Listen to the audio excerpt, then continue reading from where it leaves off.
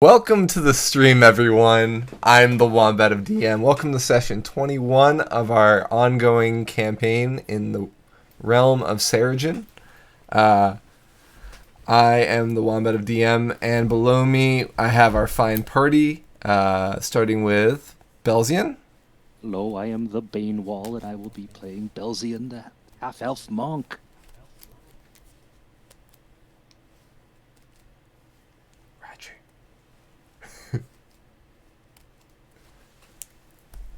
Go ahead, Roger. It's me next.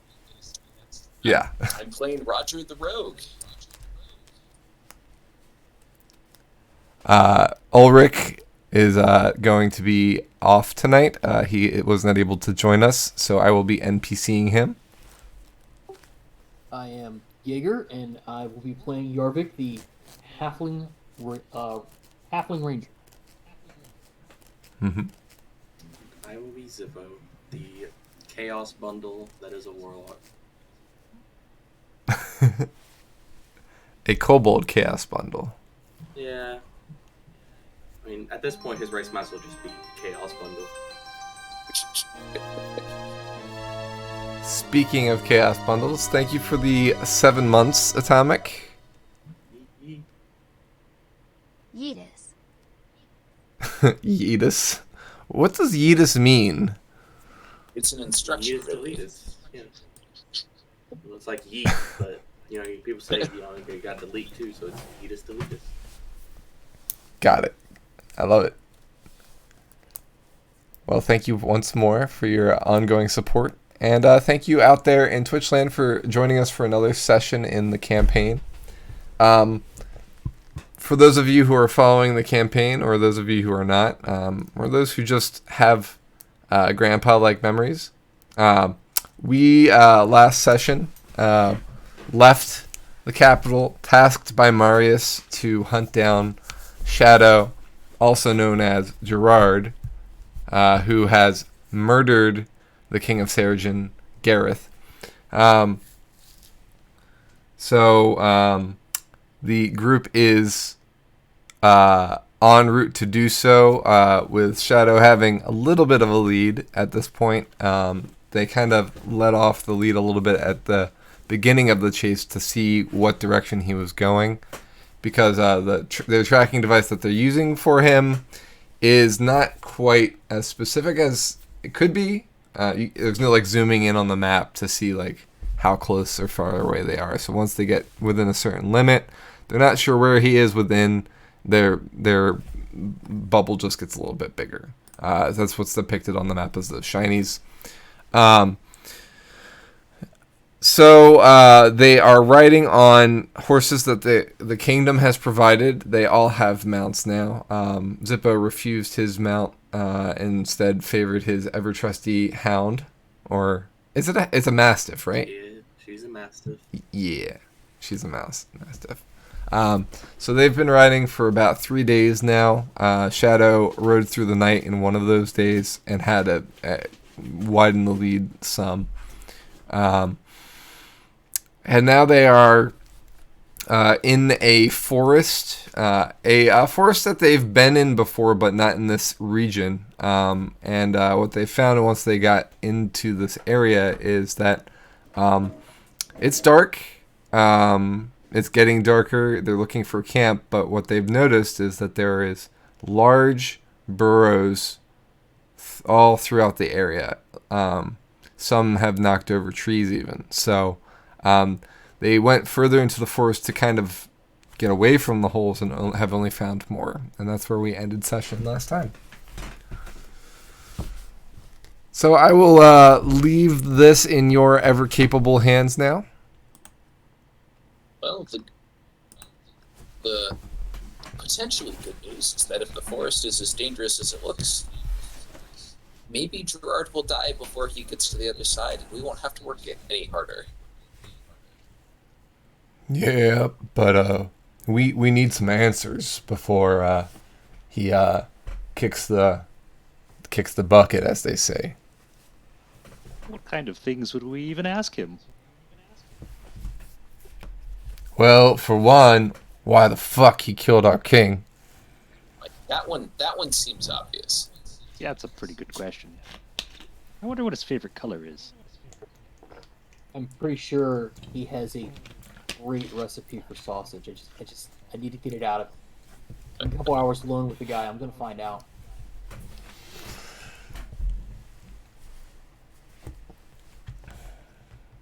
I'm curious what that scepter has to do with the law. Seems like he's beelining for it based on his path for the past couple of days. So maybe we'll get your answers there, Ulrich. Yep. Well, in the meantime, we need to worry about our own safety. Are you feeling unsafe? Well, I'm looking around at all these holes here, and they don't give me all warm and fuzzy feelings, if you know what I mean. I think the sooner we clear this forest, the better. But I believe we're just entering the forest. From my understanding, you can only walk halfway into a forest, because after that, you're on your way out.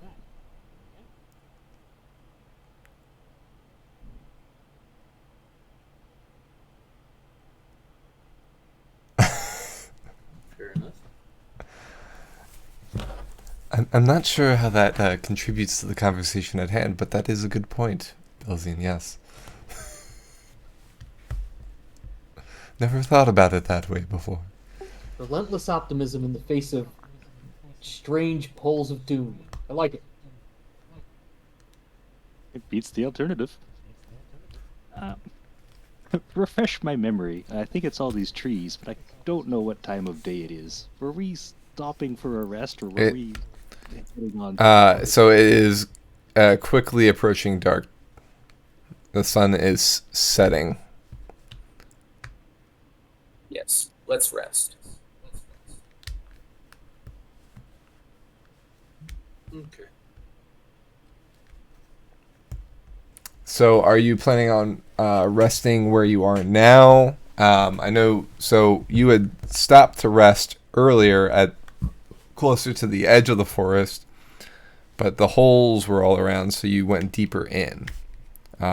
So are you planning on resting here in just choosing a spot at random? Like, what's your I plan? believe we were trying to locate things that were dug a long time ago, or at least as far back as we could get, and try to rest somewhere near there as opposed to things that were done more recently. Mm-hmm. Did we actually rest? Did we actually settle on a resting spot last time? I don't remember. I'm trying to remember. I don't think we did. I don't think we did, no. I think we got as far as this discussion and then called it for the session. Yeah.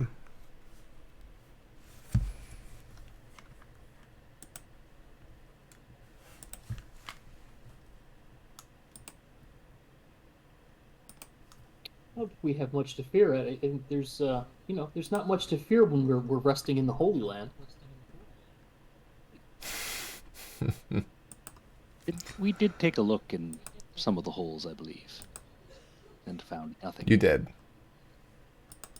We could always. You found that they were fairly large and deep. We could camp in one of the holes. I feel like that's a worse decision than staying near the new holes. Now, Zippo, you've been experienced in living underground and such. You know anything about this type of hole? Zippo, I'll look over it again. It's definitely in the ground.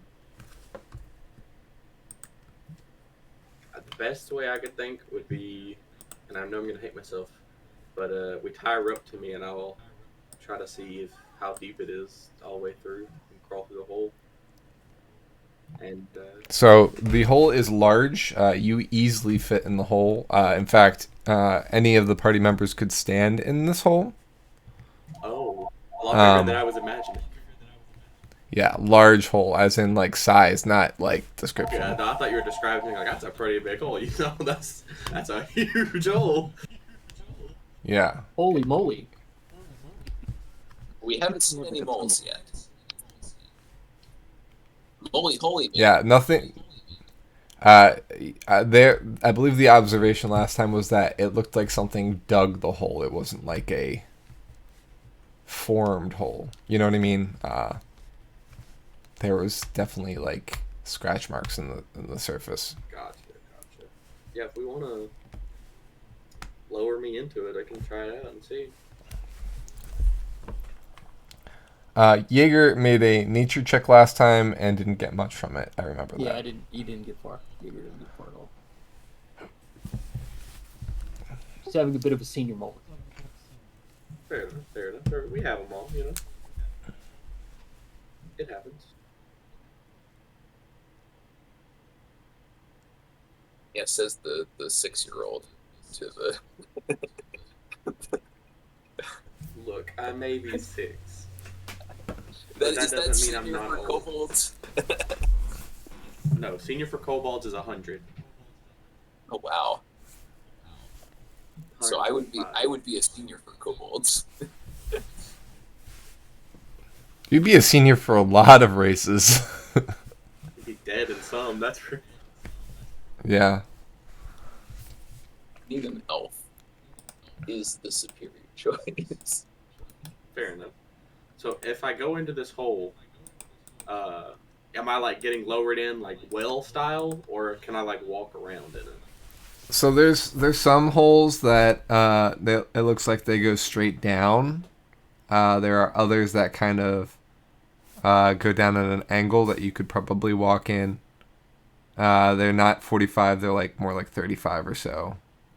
So it's steep but not impassable. I'd say let's do the steep ones, so I don't just get dropped, and I have a way to try to run if I have to, with the rope tied around me with you guys holding it up here. Okay.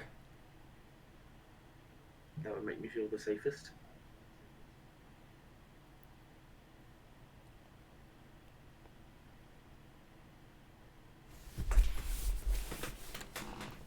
So Zippo enters one of the large holes. Anybody else joining him? No. I'm gonna go with him. I think it's too dangerous to go alone. Take this ranger. Are we lowering you down too, or just have it?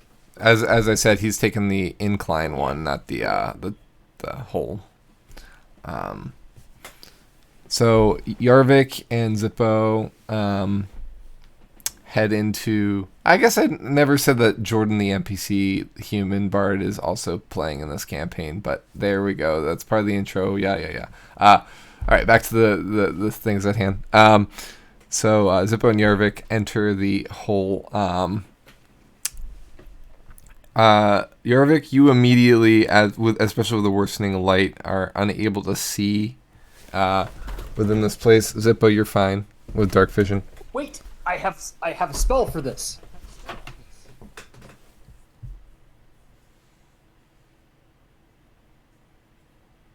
Aha! Jaeger casts a spell, Dark Vision. So he touches himself, and he has the ability to see in the dark for 8 hours. That's actually a great ability, especially for at night, being on watch or whatnot. Yeah, that's good. So you have able to see in darkness up to 60 feet of range.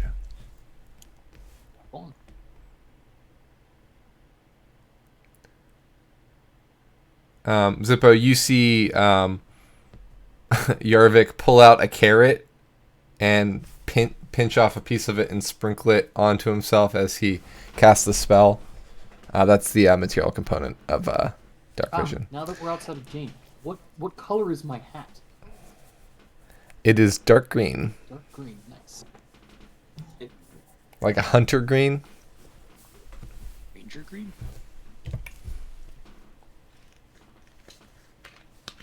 I like it.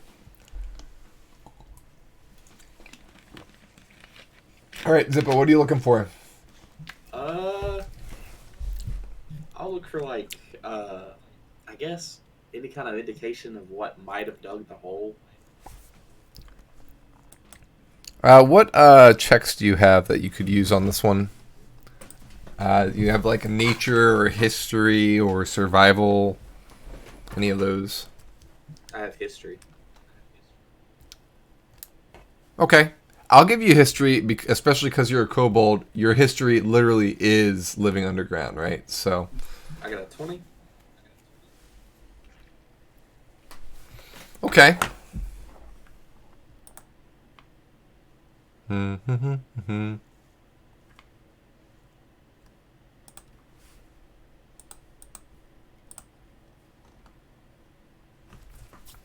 Um.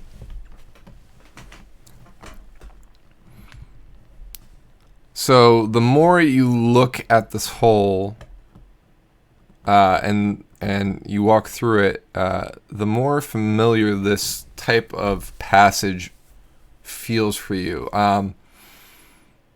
Yes, the kobolds have long experienced tunnels like this and taken advantage of them at points.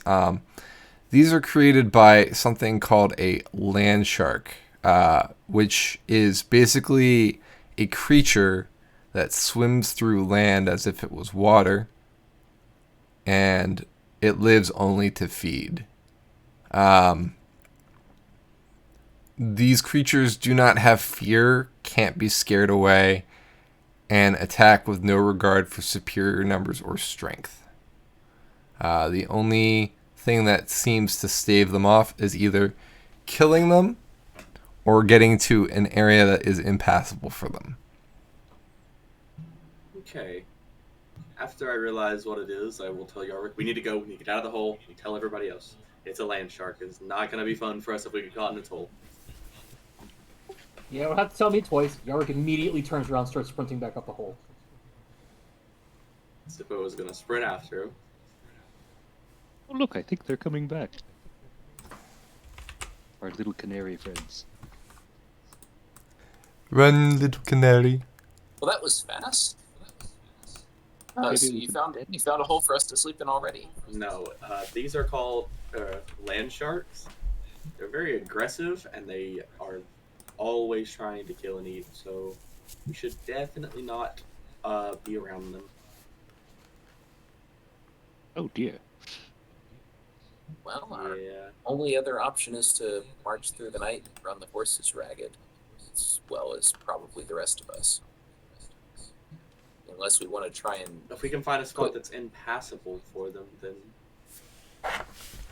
we'll be safe. What is impassable to a land shark? I would imagine rocks or up in a tree, something of that nature. Yeah, they're not A tree shark. How are we going to get 7 horses up into a tree? Very carefully. Horses might just have to die. But we just got these horses. Fair. I haven't even given mine a cute nickname yet.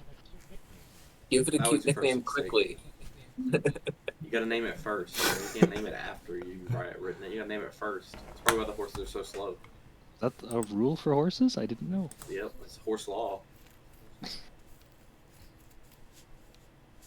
So, Anyway, if we shall we wanna- move throughout the night?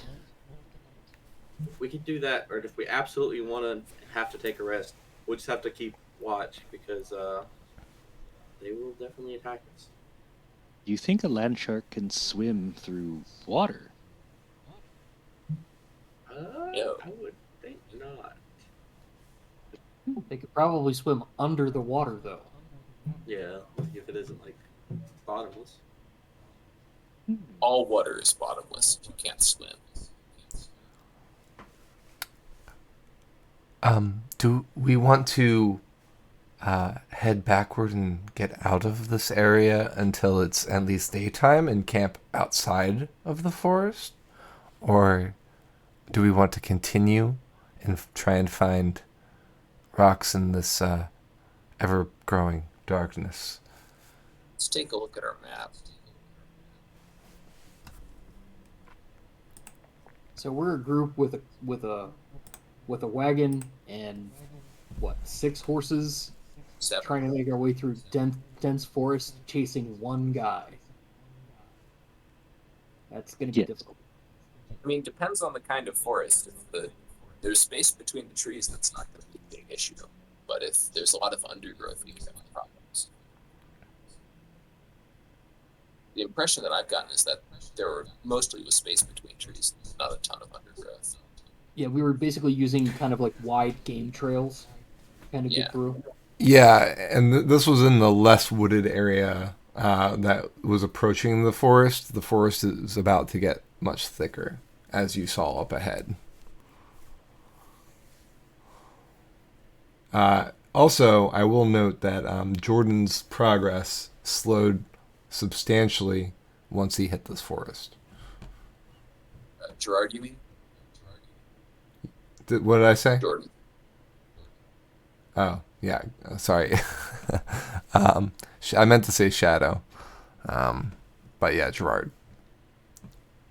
Well, so we can make some guesses about where he's headed.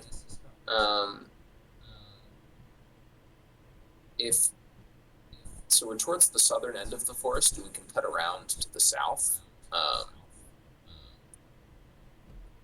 And if he tries to go through the much thicker other side of the forest, we'll be in pretty good shape to cut him off regardless of which way he's going.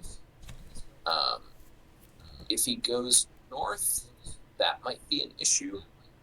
We might not be able to beat him to the wall.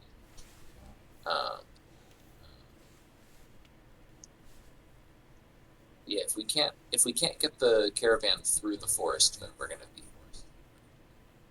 in trouble. I think I support the idea of looping back around, passing New Pod, hug the forest as tight as we can. He's got the ring on. We know where we can see basically what he's doing, where we are in relation to him. So he's not going anywhere unless he decides to forego the ring. He's not going anywhere we can't see. Well, do we want to head for New Pod? The last time that we were over there, we just basically made about 50 bandits completely homeless. That is true. They might be looking for new supplies, and, well, we're a caravan, right? It might not be safe refuge. Well, it looks like we'd be still several miles away from New Pod if we're skirting close to the forest edge. Which is where the bandit camp was, wasn't it? I like the idea of skirting the forest, but why don't we go north instead? If we're trying to meet Gerard at the wall, the worst case, if he goes north and we go south, is much worse for us than if we go north and he goes south. We'll be a couple days behind him either way if he sticks to the river and doesn't travel directly through the forest. We trade maybe a little bit of flexibility for, like, up front for being able to change tack, because we're taking the longer way around the smaller forest, for more flexibility long term to be able to kind of change tack around the bigger forest if we have to.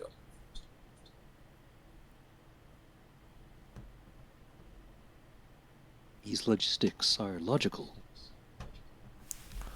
Well, yeah, that's all well and good, but what about sleeping the night? I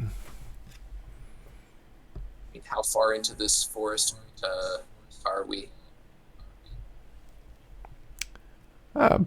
Probably about 15 minutes. Why don't we just travel 15 minutes back away from the holes and set up camp? All right. Okay. Okay, that works for me. Yes. Zippo, you know that these creatures have tremor sense. Oh. They have tremor sense, so they can feel movement in the ground. If they're near us, they've already noticed us then. Yeah. If they follow us out of the forest, Yes, we'll have less places to hide from a ground-based attack, but there will be also less things that can fall on us. And the horses will be able to escape if we cut them loose.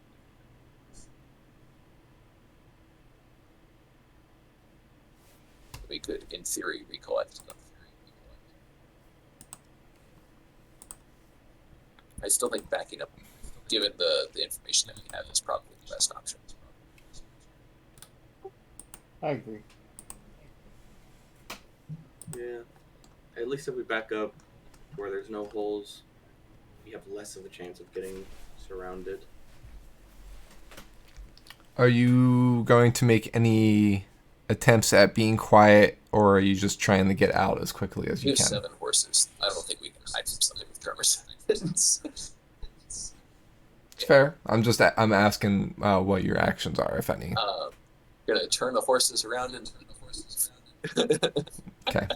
Hit the old dusty trail. get out of there in case they haven't noticed us. Like, for example, if they're far away and have already gone through this area, and hope they don't turn around. Do you think land sharks eat horses? Yes. Virtually anything. Okay. The horse, if enough of the horse will fit into their mouth, I'm confident that they will try to eat it. Well, hopefully we don't have to test Right. this theory.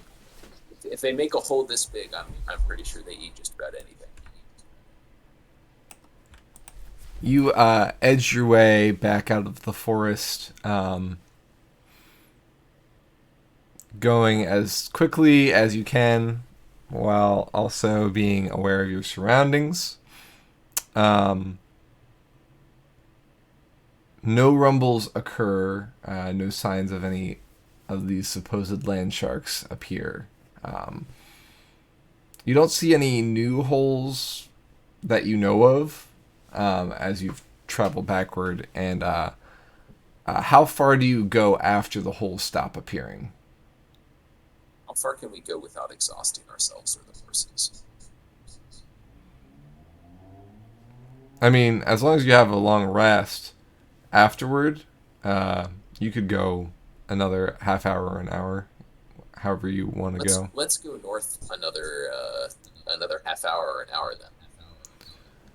Okay.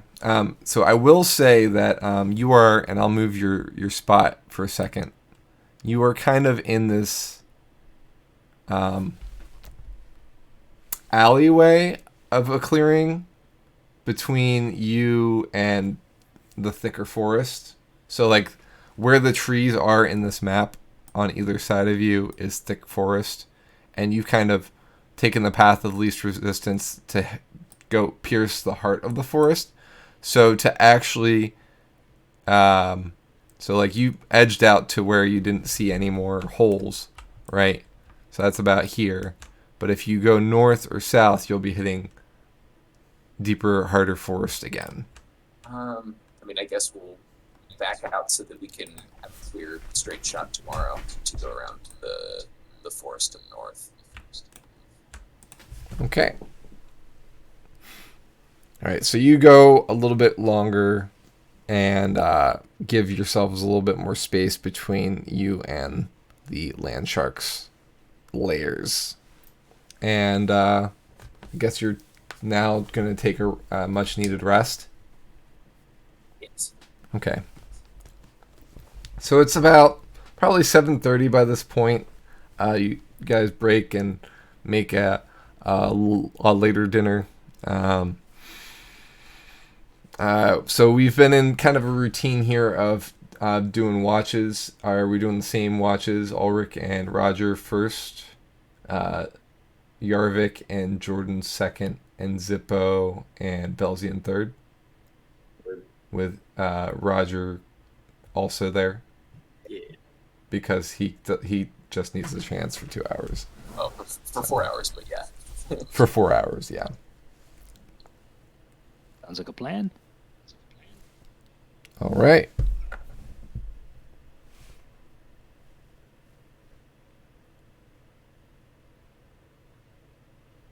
Give me perception checks for Ulrich and Roger as the group camps for the night. 30. Well done. Not much. It's to okay. talk I'm to, eh? not gonna roll another one of those tonight. So hopefully it matters. Nice crit. Gotta love a 30 with a level 5 character. I'm a rogue. I specialize in personal. I know. Yeah. Yeah. It's like when I'm rolling high numbers as a bard. Yeah. With performance and persuasion.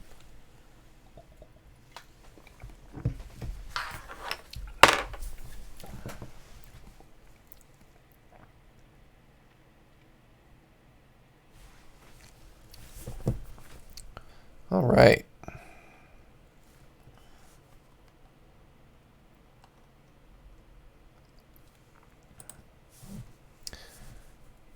Oh, that's a shame. I lost my calendar because of my computer restarting on me. All right, so the night is cloudy tonight, so there's not much light to be seen. Ulrich has a hard time keeping watch, being that he, is a human without the talents that you have. So while you can kind of, you're in your element at the moment, seeing kind of clearly around, even though it's cloudy, he's kind of blearily looking out at the area around you, keeping an eye out for anything. But in the end, at least in your mind, he's just keeping you company.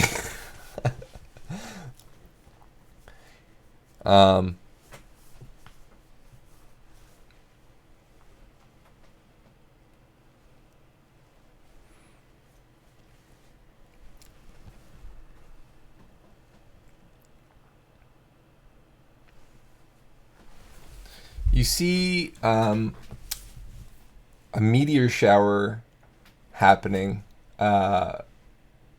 Roger, and it's the meteors are falling from west to east. They kind of arch over the sky, one after the other. Just shooting stars, but they're fairly regular for about 15 minutes before it dissipates. Not the spell meteor shower, of course. That's a little bit more substantial, shall we say.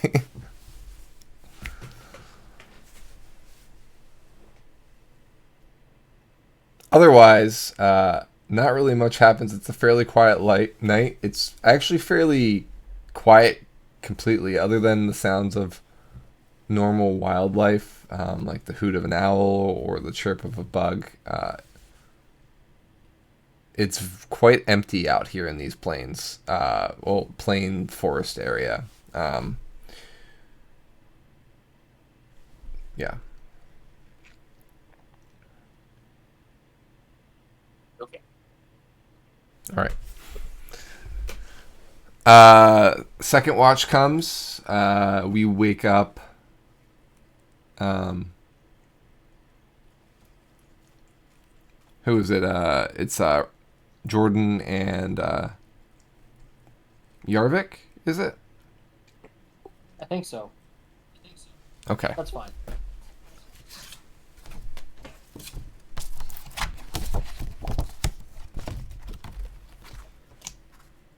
All right.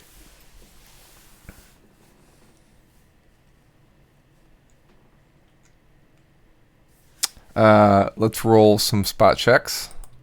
Or perception checks, I should say.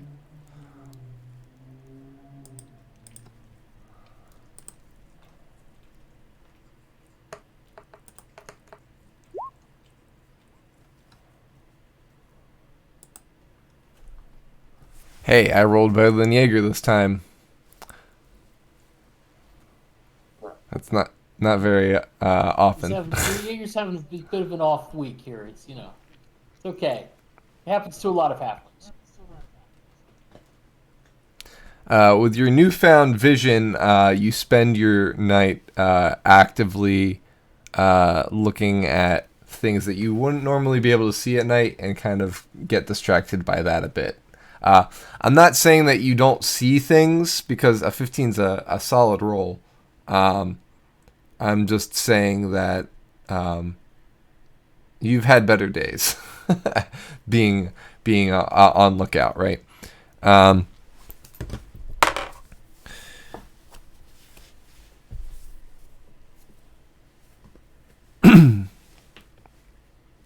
Otherwise, nothing seems to be occurring. Yeah, still cloudy night, still dark out. We get relieved by third shift. So that's Belzian, Zippo, and Roger.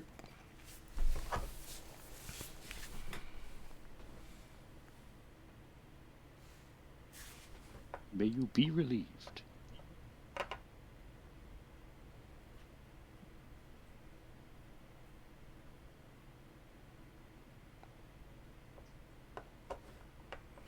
Are you guys playing I Spy again tonight?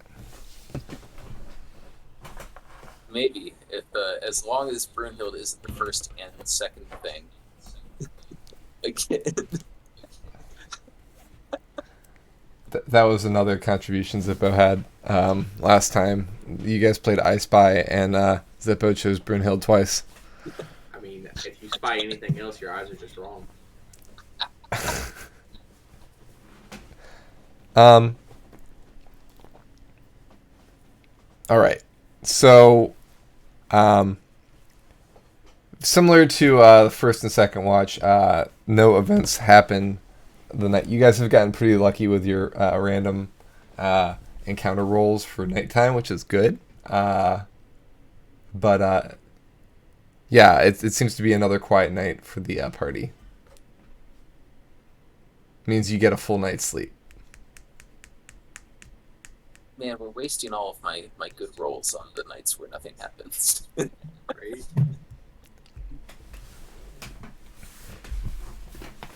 Maybe On the other that- hand, though, didn't get attacked by land sharks. Not yet, anyways.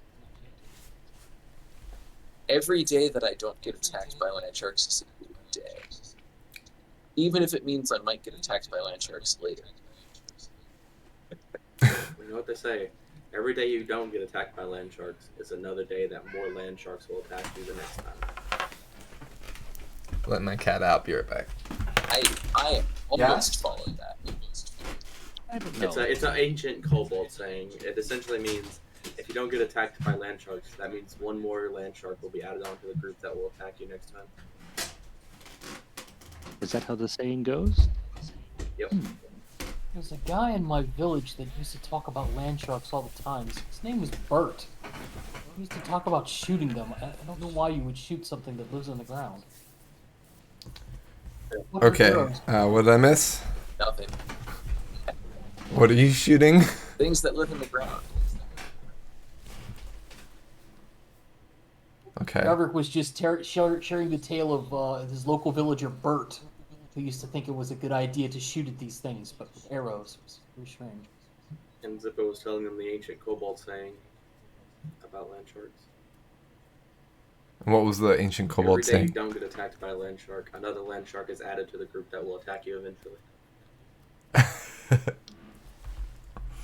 Give the DM any ideas? Yeah, roll a D100. Oh, there's 72 land sharks. See, No, that would be 73 now. Roll two. It'd be roll 2 D100s, and you would roll 2 100s. It's like, oh, 258 land sharks attack you.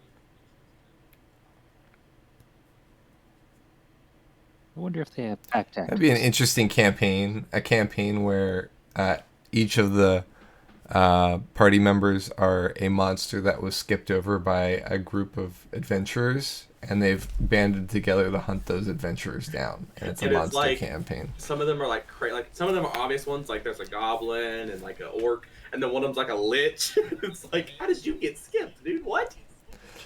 No, not like major villain type creatures. More like so. For example, Like you a guys avoided the Umber Hulk, right? So the Umber Hulk is hunting you guys down now, and the Land Sharks are now hunting, like, have banded with the Umber Hulk, and they're now hunting you guys now.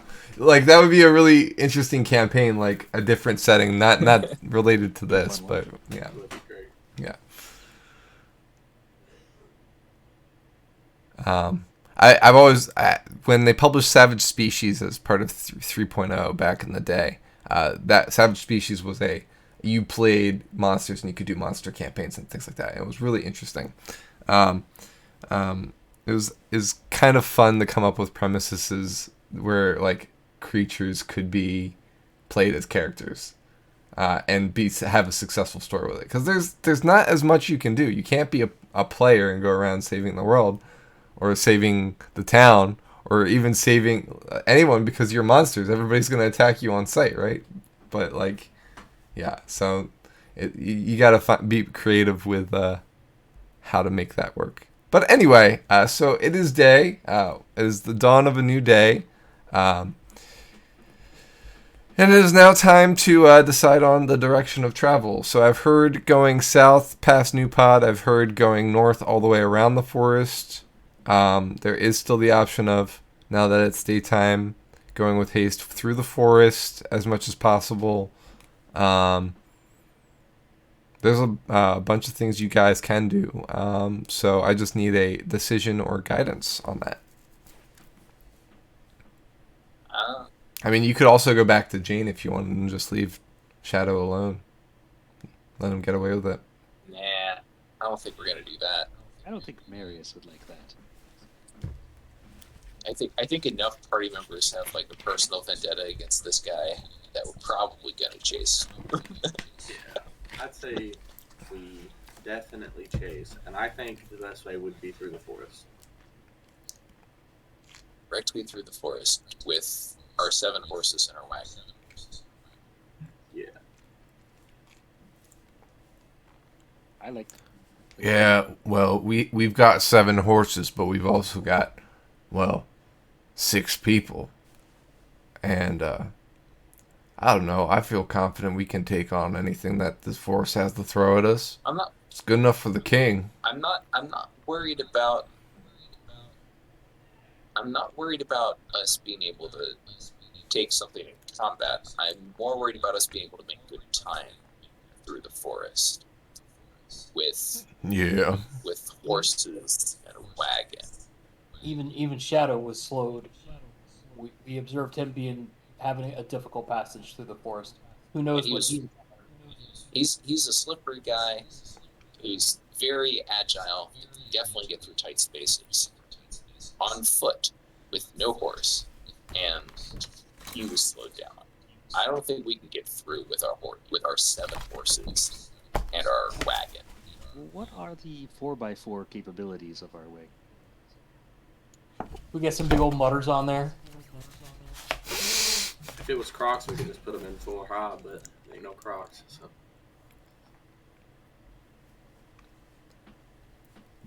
Yeah, and unfortunately, the wagon is going to be too big for Zippo to put in his ring. Yeah, I think we can realistically abandon the wagon and the horses. Ride the horses as hard as possible, as fast as possible, to make up as much time as we can until they can't go through the forest anymore, then abandon them. Or we can go around.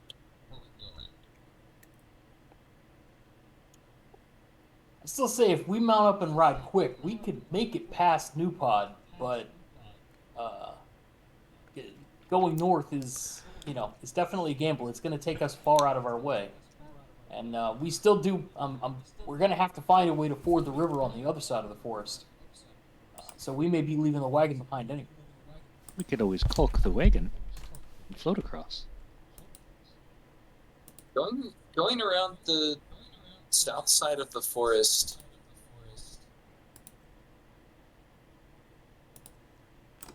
is fine if we can find a good river crossing, I guess. I'm just concerned about what might be at New Pod. I kind of figured the bandits would have taken over that place by now. So going north, Oh, no, you more than doubles.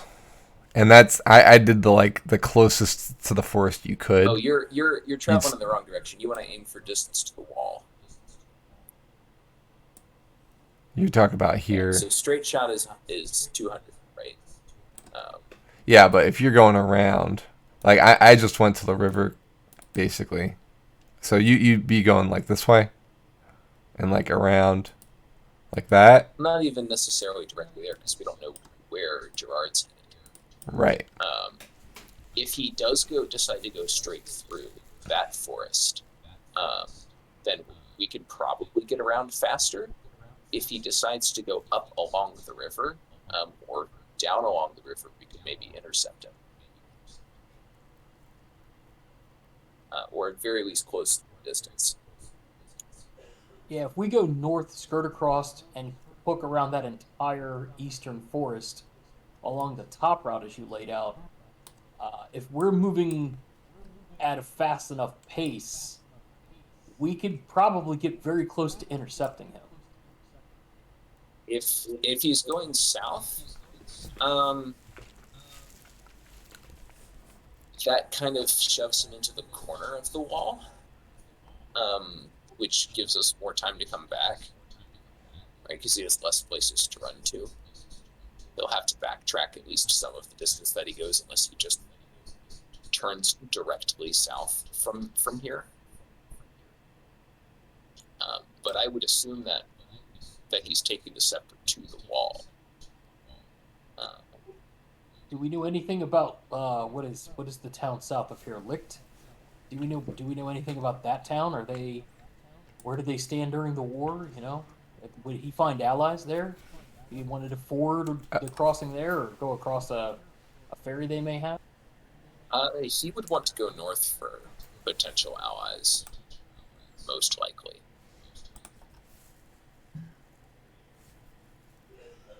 I personally think chasing after him through the forest is the best option, because if we go around, we always take the chance of him getting to the wall before us, like way before us, because he only has to go through the forest, and then we end up losing like whatever we had to catch him. But if we go through the forest, so we can kind of keep on his tail, then even if he gets to the wall before us, we could be close enough to get there. Because if we go around the forest, we're not guaranteed, but we have a higher chance of running into other people, which could be bandits. If we go through the forest, we do have a chance to run into animals, but at the same time, we probably have a easier chance of dealing with animals than we do people. I think we're more likely to run into people if we go south. I don't think we're likely to run into anybody if we go north. My only issue with going through the forest is that requires abandoning the horses and the wagon. Well, maybe the wagon, but for Shadow to be making the time that he has, he's probably still on He had horseback. to slow way down,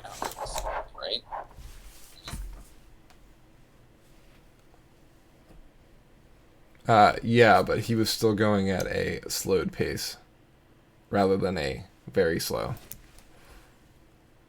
I also put the Licht description in chat. The city of Licht is a city that is the farthest east within the Seregen. It's in central Seregen, making it the last bastion of civilization before the barrens around the wall. Many people who are curious about the wall travel here before pushing on. There's an adventurers guild located in Licht for those who wander the barrens. Licht is also known for its pottery and porcelain. The clay that is plentiful here from the marshes to the south and west is utilized to make these, and the clay seems to be sturdier than that of other places in the kingdom. The other area that's close by is Yeren, up in the north. So Yeren is along the Draken River. That's the river that's going through the forests that you have here. Draken, Drakken. Along the Draken River lies Yeren, a modest city that has been built 3 times in its history. Yaren's city limits are poorly drawn, and parts of the city have been borrowed from older parts of the city. Yaren used to rest on both sides of the river and is now only inhabited by the western shore, its bridges long ago repurposed for other structures. Despite the haphazard layout, some of the finest craftsmen and artists reside in Yaren.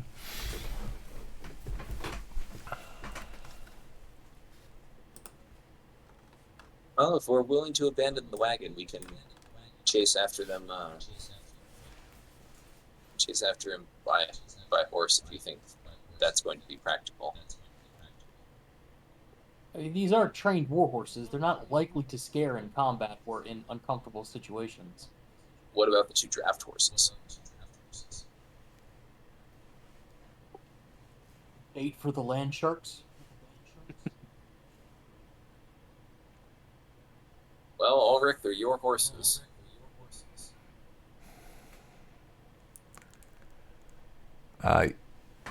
Ulrich pauses and seems unsure of what to do. He says, "Well, I bought these horses and wagon for the group. The group thinks that it would be best to leave them behind. We can leave them behind if need be, set them to roam free or whatnot. But if we decide to go around, I'm okay with that too." I mean, I think we've got definitely 2 clear votes for going through, Sippo and Yarvik. If one clear vote for going around, which is me, and then we've got some undecided votes. Perhaps straight. What do you think, Belgian? Straight through the forest, perhaps, is just simpler and faster. And scenic. I mean, fact of the matter is, Roger, I didn't expect that we'd have this wagon forever. I'm glad we've had it as long as we had, but I mean, I don't even know if there's a river crossing up ahead. We might have had to leave the wagon here or there. We can always mark on our map where we left it, and maybe one day when we come back, it'll still be here. Well, let's stake the horses somewhere where they can be bait for the land sharks. Let's go. See, this is why I don't name the horses, because we're just gonna feed them to monsters anyways. Well, we'll take the nice war horses and bring the draft horses as far as they're willing to come, but if we get attacked by land sharks, bait. Part. Less pointy bait. Not to scale. It's like a Death Star-sized cart. There you go. Can you see it still? No. No. It's right here. I believe you. I spy with my little eye. Oh yeah, there Boom. we go. That's perfect. I'll make it about that big. It's as big as New Pod. Ah! Why is it? It really wants to.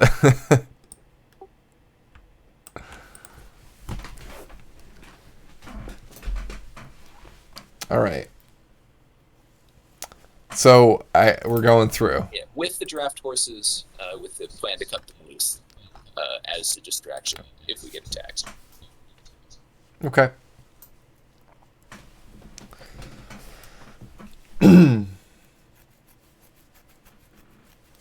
All right.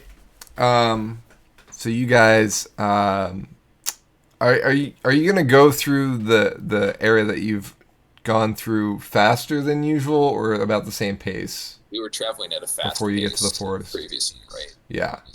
Can't we go faster? You were traveling at a normal pace for most of your travels. You did slow pace originally, and then you did normal because you didn't want to get exhausted. Well, the fast pace doesn't exhaust us. Pretty sure we did slow for the first 2 hours to see which direction he was going in, and then follow Right. the fast pace. Oh, right. Fast pace is the -5 penalty to wisdom perception scores. Yeah. Right. All right. So you go through this area again at a fast pace. And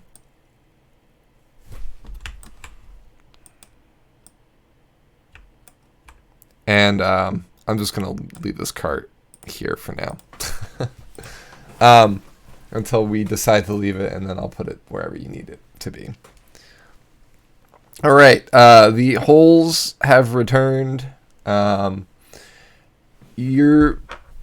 As you go into the forest kind of starts to dampen the sounds around you. The open echo of horses trotting kind of gets swallowed now by the forest. The trees are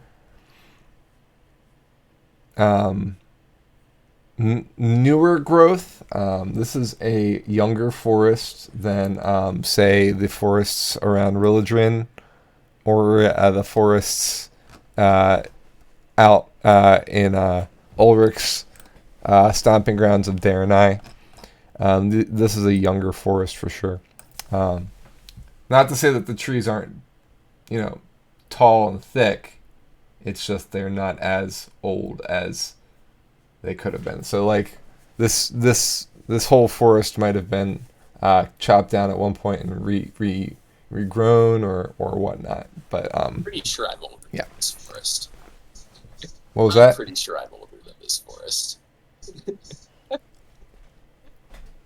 Potentially. You're older than some of the trees for sure, yeah. All right, so first thing first, I believe Yarvik was the one that was rolling for the group per day. So Yarvik, could you roll me a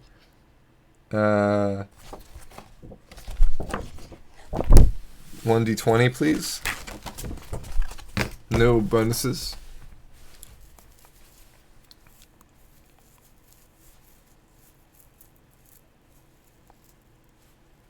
Exactly average.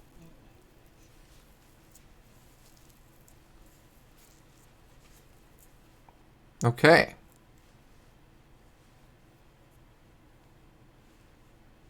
Could you roll a 1d8 for me, please?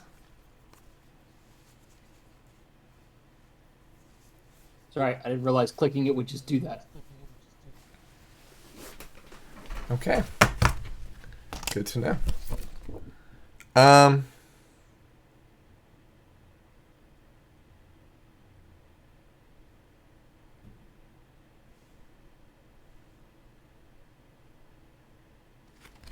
Interesting. Okay.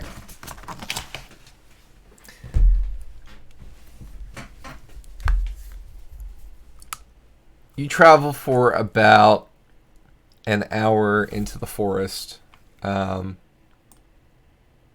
When Zippo, you feel more than hear, especially since you're lowered to the ground, a familiar rumbling.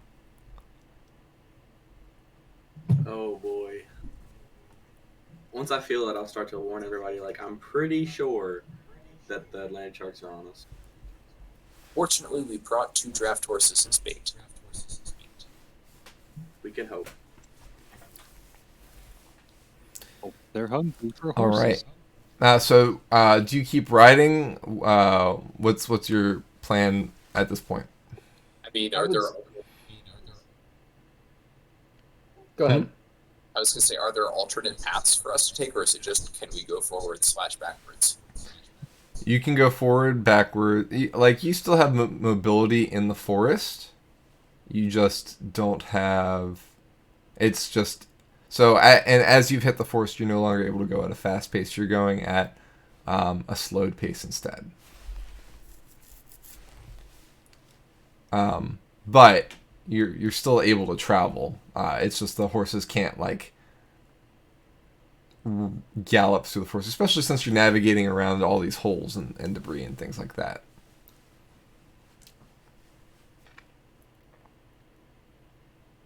So do you stop and stand your ground? Do you try and move forward and prepare? What's the plan here? I'm saying What's that? I'm saying we keep going until we have any kind of definitive proof, and then we send one. We stop and send one draft horse forward and one draft horse back, or off to two random, maybe north and south, just away from the trail. See if we can get them to follow. Get the land sharks to follow them instead of us. Like a decoy. Are you doing that now, or are you waiting? Zippo, do we need to do that now, or can we wait? Did it sound like to me that they were like rushing towards us, or they're more just following us? I'll work off of your history check from yesterday and say that if you can feel them, it's time to act. I'd say we need to do it now. Alright, cut the two draft horses loose, scare them real bad, point them north, or point them south, whichever one works better. Here, one each. Send one north and one south. Give them a slap on the ass and send them on the way. So stop dead still and point them.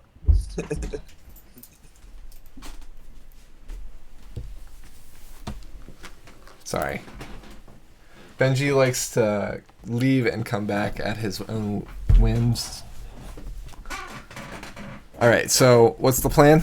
We're gonna stop, get the two draft horses, and point one north and one south, and cut them loose. Try and scare them a little bit, maybe, so that they run. Okay, who is scaring the horses? Oh, Yarvik's by far the most intimidating. I actually have no idea. I will frighten these horses half to death. I will scare them. Even though it hurts me, because horses are my buddies. Ulrich will scare the other one. Doesn't Ulrich have like an intimidating presence where he can just automatically scare everything? I mean, if he uses a channel divinity, he could use a conquering presence to force. That would actually, they become frightened for 1 minute, and they have to move away from him during their turn. They can't move toward him. That would pretty much guarantee it. That's a good call. But he's only got one channel divinity, so. Yeah, what's he going to use it on? The land sharks that can't feel fear? Nah, use it on the horses. All right. Yeah, so Ulrich kind of yells at the horses, "I love you little monsters, but get it!" And he kind of like holds his holy symbol, and the horses kind of rear up in fear. And let me actually make sure that they act. I gotta roll for them. I doubt they're gonna make it, but you know, you gotta. They don't make their save by getting stabbed. Right. He can also do intimidation, so.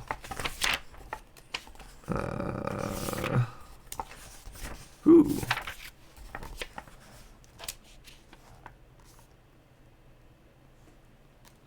I'm surprised the draft horses aren't already terrified by the rumbling. I've seen them feel it. They both fail.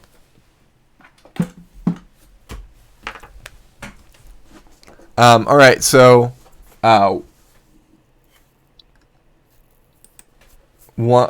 you guys have pointed the horses in their particular ways and unstrapped them from the cart.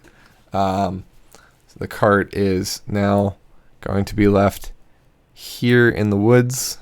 Okay. And I'm assuming you guys are staying still at this point? Best we can, yeah. Okay. Why don't we make stealth checks just to see how lack of noise you guys make? It should be really easy to just not move.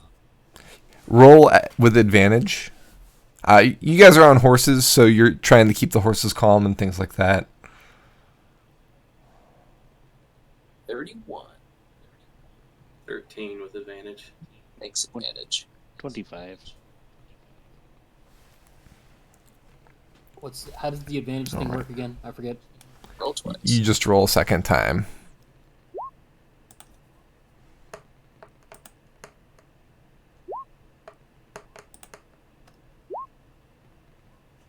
Even Ulrich manages to stay stealthy.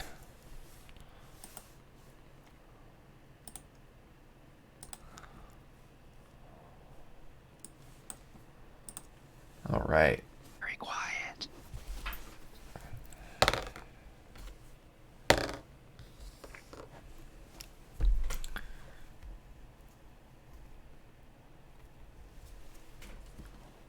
All right. So, one of the noises, one of the rumblings, breaks off Zippo to the right or to the south and begins heading, following the horse away. The other one, the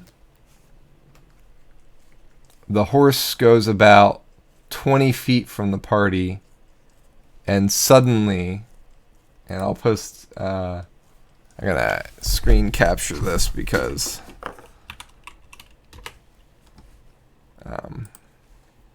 unfortunately, I can't post images in the chat very easily. I'll post this in out of character.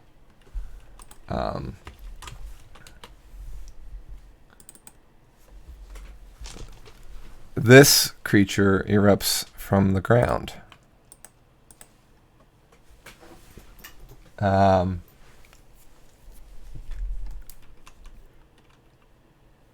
a big shark. With legs. What a pleasant-looking fellow. So it leaps out of the ground, like propelling itself out, almost as if, like, you know, like a whale jumping out of the water, right? Right beneath where the horse is galloping away. And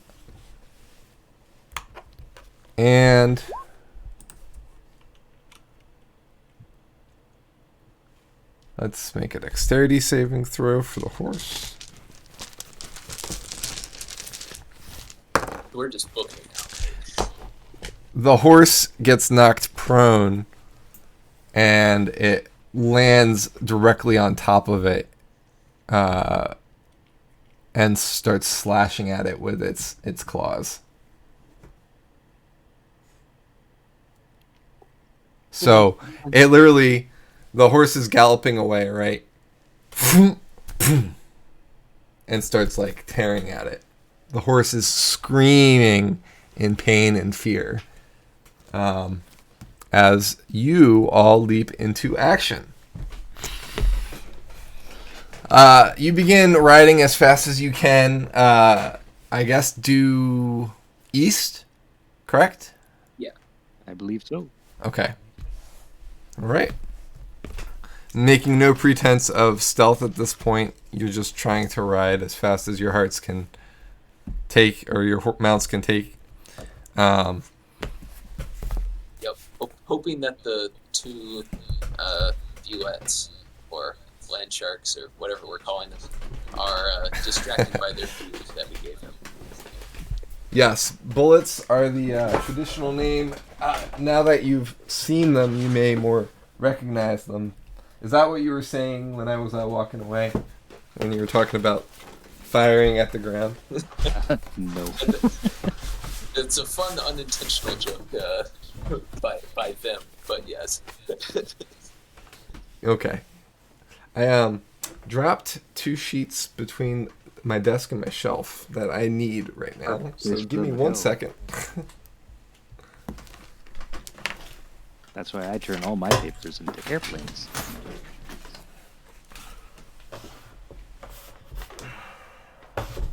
Noble sacrifice.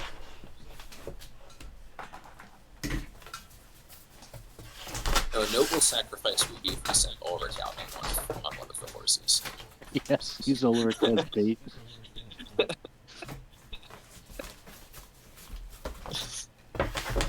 That would be mean. So what did you guys do last session? He comes back to the game. He's been voted off the island. We used you as bait.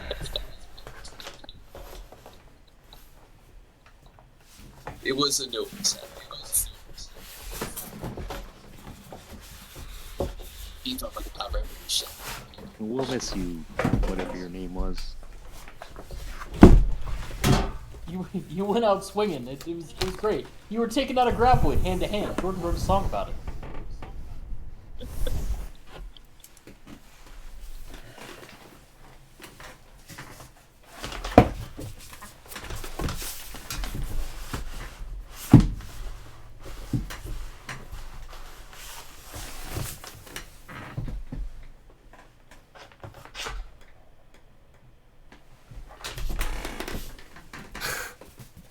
This is ridiculous.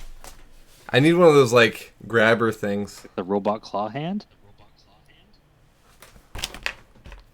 What was Like that? a robot claw hand? Yeah, that would be great. Or like like a long pair of tweezers or something. You gotta train those cats to get in there and get those things for you. Ah, got it. Perfect. All right. So I think this is going to constitute a wilderness chase. Wilderness chase! All right. So what I'm going to do here is we're going to establish positions. Okay. So we've used this before when we did the Bone Naga fight, this blank slate, right? So we're going to pretend this fire... I'm not going to get rid of the fireplace because you never know when you might need a blank sheet with a fireplace on it, right? So we are writing just to look at... actually, you know what? You're not seeing what I'm seeing yet. I got to see what your... So Yarvik is usually in the front with Ulrich and Zippo on the side, Jordan in the middle, Roger in the back, and Bell's in between Jordan and Roger. That sound accurate still? Sure. Okay.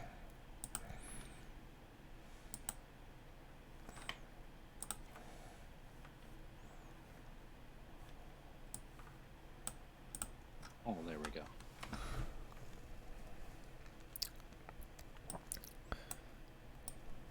So we're going to say...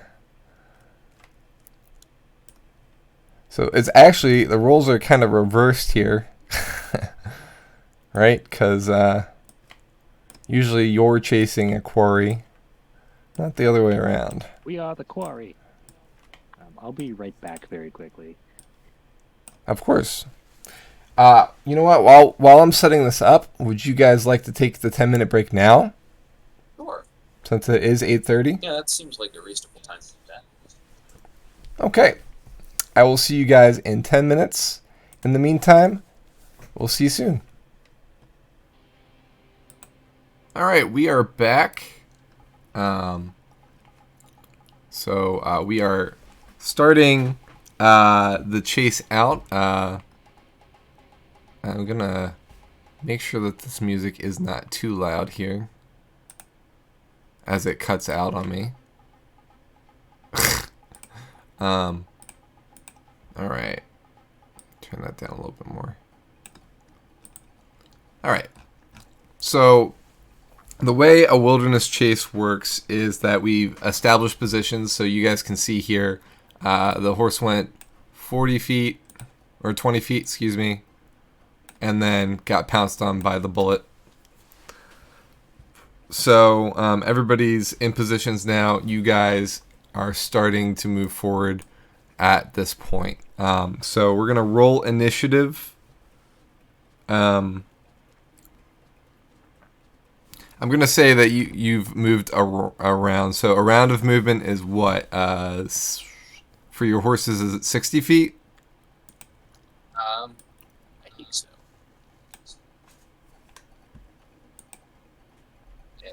Unless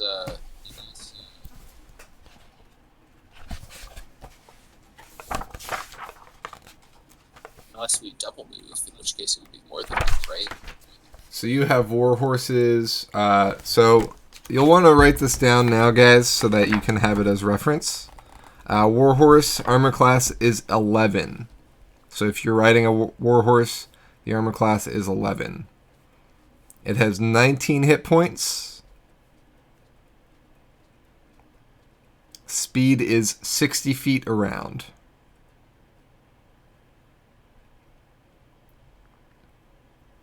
So AC is 11, speed is 60. And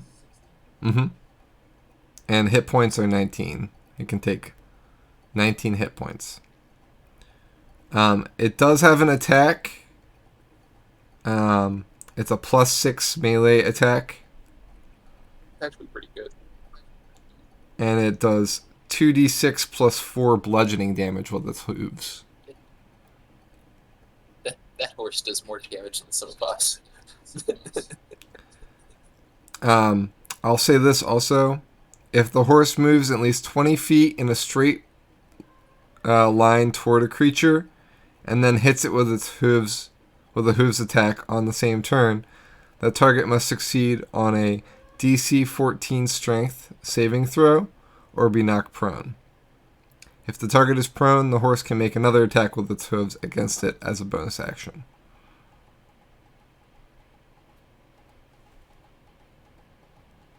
Okay. Posting that blurb in chat. I can do my best. You know what? What I can do is...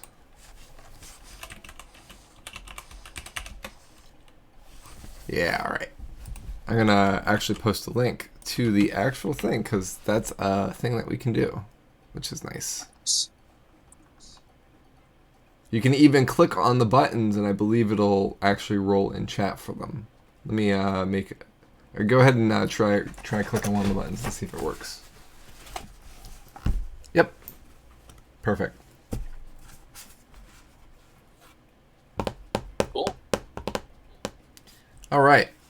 So, these horses will be moving through your guidance. You'll need to use a ride check in order to have that work out for you. You can't just tell the horse to go attack things while you're doing things. You know what I mean? It's not going to work out that way. So basically, you can either use your weapon or use your horse as a weapon, is what I'm going to call it for now. Does that work for everybody? Does everybody make sense there? Can I sneak attack with the horse? No. All right, didn't think so. Just wanted to check. Good question. Because 2d6 plus 3d6. 2d6 is way better for sneak attack than my base weapon. Right. Yeah. Related question. No one expects a horse. Related question. Can I cast Zephyr Strike on the horse for the movement speed? Well, never mind. I guess it's already 60 movement speed. I think it says, yeah, it's already at 60, and I think it already says, is it for self or is it for any creature?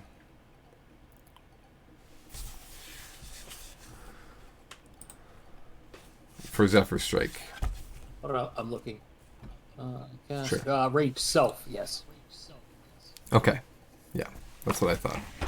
Yeah, Mastiff is going to be 40, so Zippo's going to be lagging behind the party. Zippo, you already have your Mastiff stats, right? Okay, cool. All right, let's roll initiative. Well, I hope Zippo doesn't get you. You're forgetting I have What was that? a whole riding horse with saddlebags to sack off. All right. 15. You want to leave? You want to leave me? No, Go we'll on. stay. No, I'll take reasonable initiative result even though I rolled a 5.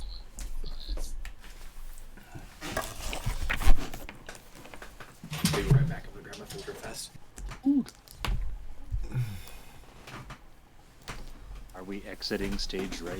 Is that the idea? Exit stage right. This would actually be stage left. Your stage left or my stage left? It's different in Canada, you see. The stages are facing the same direction in Canada. Not much gets past you. No, I would catch it.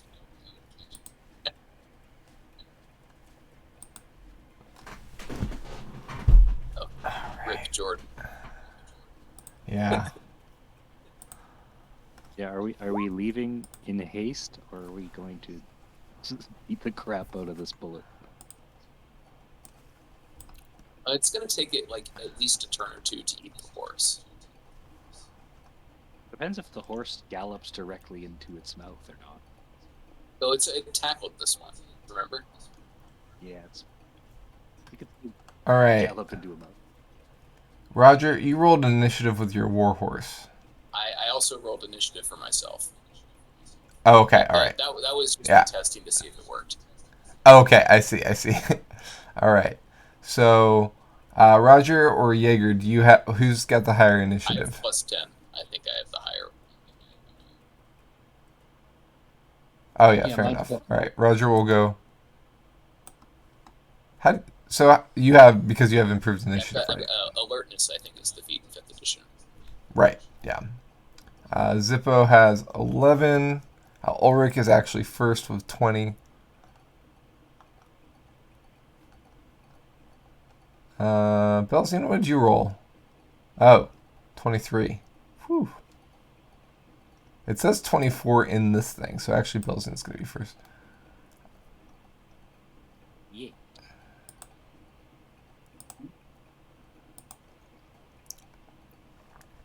Jordan is definitely going to be last. What did the draft horse get for initiative?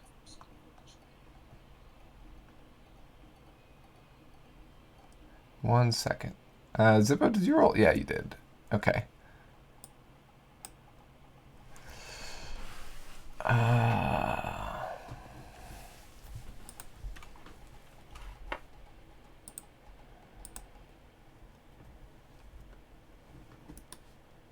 What? How do I add a thing again? I used to know this. I've been adding things.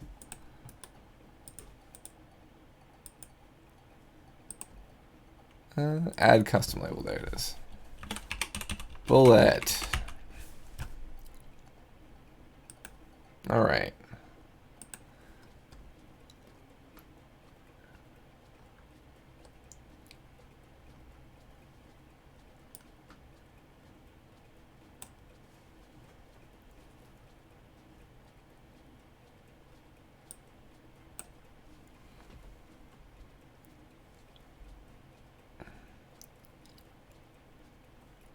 I'm gonna say the war horses or the draft horses go on Ulrich's turn since he did the scare. Okay. Works for me. All right. All right, Belzian. Exit stage right or left? To be determined. I think I'm going to guide this horse this way. Mm-hmm. 60, I think. So I don't have to tab Yes. between these two things. Oh. So I only see Roger, Bullet, and Jordan in the turn order box. Yeah, our turn order box is out of date, but the one on stream is up to date. I think you have to Try refreshing. click the arrow button or something. The one on stream is the important one.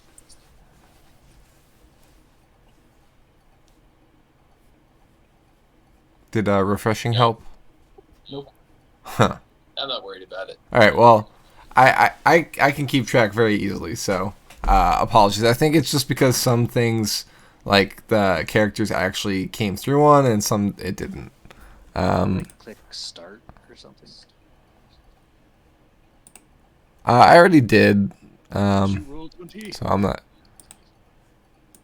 not sure exactly why. Are you doing anything else, Belzian? No. I'll see you. All right. Belzian books it. broke curiously, and we move on to Ulrich, who also books it. 1, 2, 3, 4, 5, 6, 7, 8, 9, 10, 11, 12.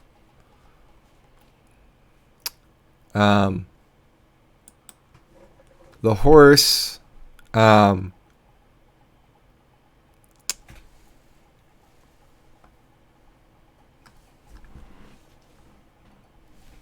know what? I didn't roll damage on the horse. Let's see how badly the bullet hit it.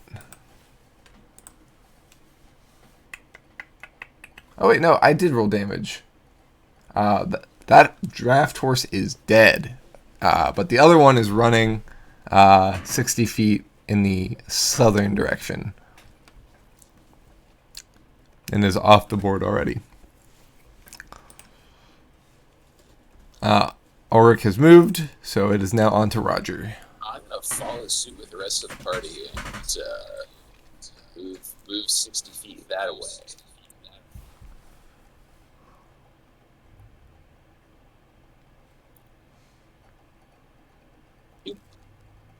And I guess I'll ready an action to shoot the bullet if it turns away from the draft horse that it's eating, and comes to attack us. Okay.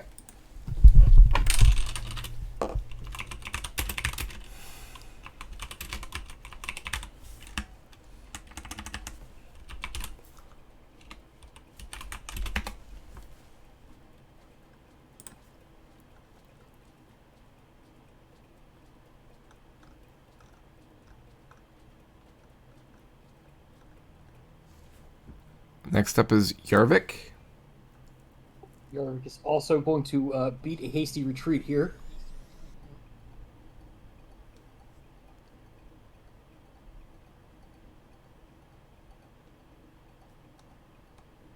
Close enough for government work. Also, yeah, make sure his bow is out and ready should he need to use it.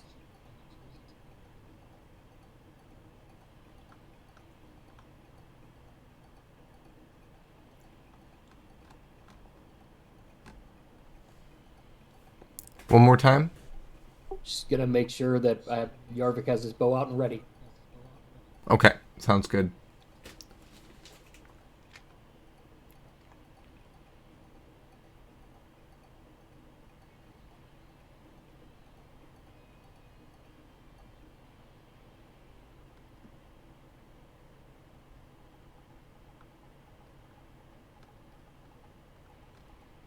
Sorry, I'm keeping a tab open on mounted combat just to make sure if we have any questions we can answer them. All right. Zippo high or low? When in doubt, high it out, you know? All right. The bullet starts chomping happily on the draft horse to the north, taking large chunks of flesh into its gullet. It spends its whole round doing that. Zippo. Can I dash on Bruno? Or Bruno?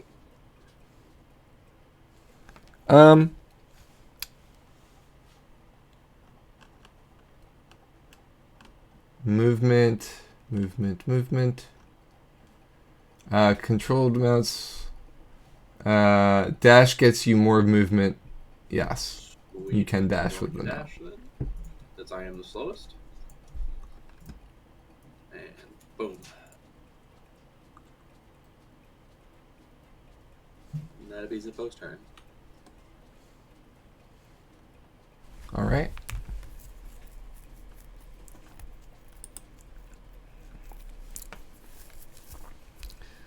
Jordan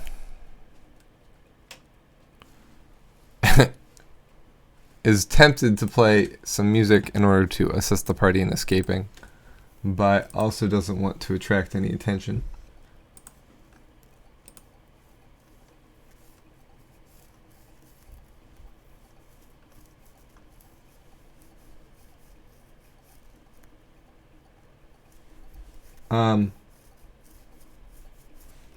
Jordan's going to cast Silence on the bullet.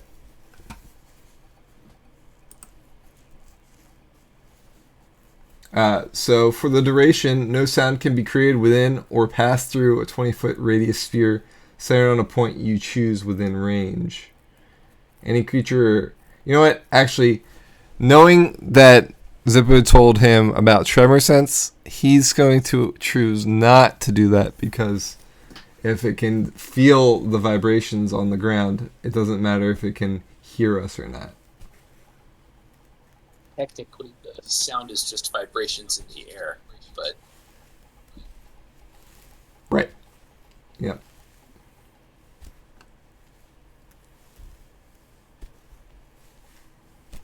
Yeah, he's just going to book it.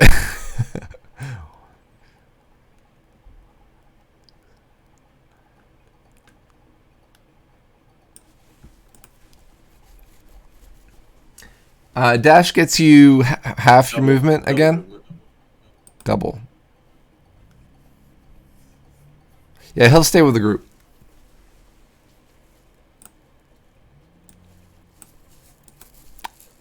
All right, Belzian. I shall steady on. Belzian's feeling pretty safe. Okay. Are we disengaging from combat if we just move off the board? No, I'll move things Relative? Like this? relatively. Yeah. How much movement do you need? I'm this far, but there's 2 more squares I can go.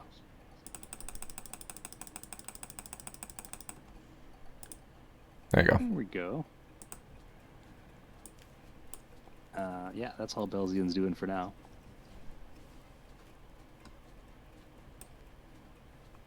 Okay.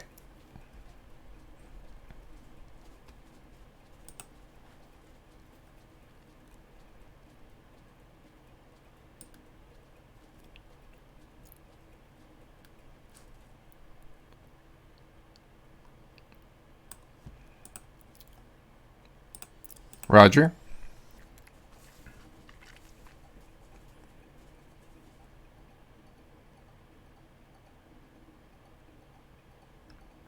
Are you talking? Yeah, you're muted. sorry. I'm going to move forward and continue holding that ready to action in case the bullet turns to chase us. Sounds good. Yarvik. Same.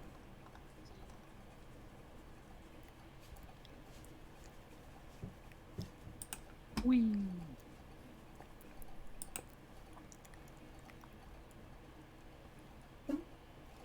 All right. All right. The bullet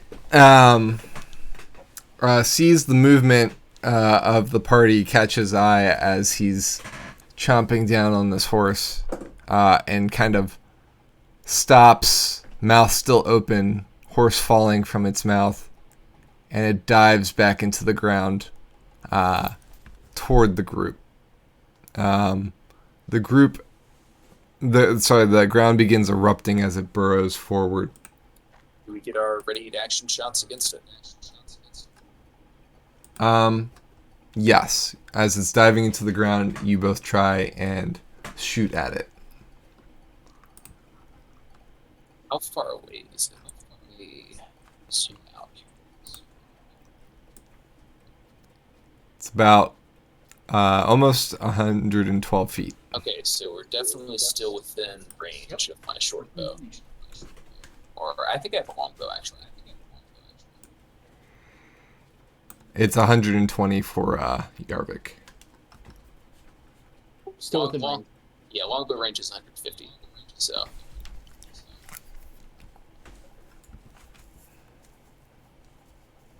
oh, I need to roll to attack. Does a 13 hit? It does not. Neither does a 12 Yarvik. Sigh.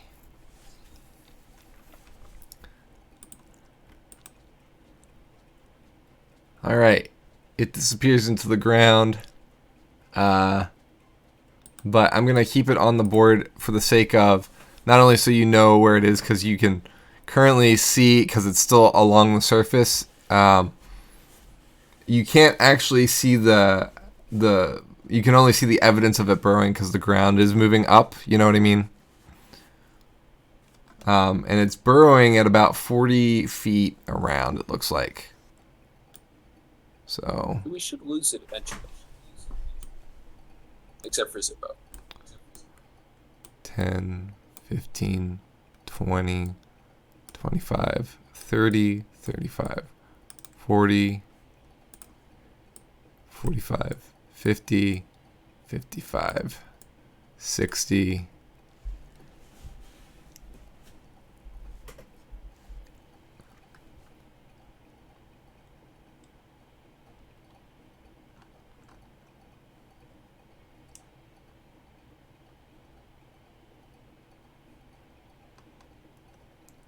All right. And it comes up to engage with Jordan. It can't attack because it dashed, but it's ready to go. What happened? Did Jordan get the slow horse? Oh my. Zippo. So it popped out of the ground to get to Jordan, right? Yes. Okay. I'm gonna shoot two Eldritch Blasts at it. Okay. 11 miss. 22 hit. 22 hits. Does 9 force and 3 fire damage. Okay.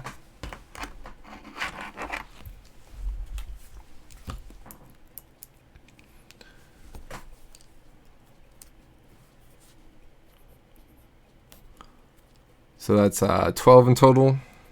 Yep. Okay. Solid hit. Anything else, Zippo? Let me see here. I think I have a bonus section somewhere. Are you going to move at all, or?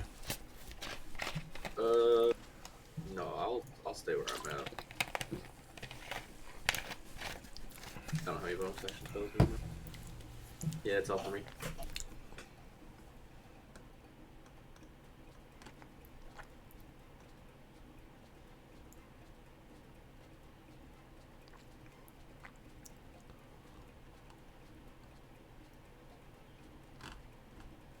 All right. Jordan is right there in the thick of it. All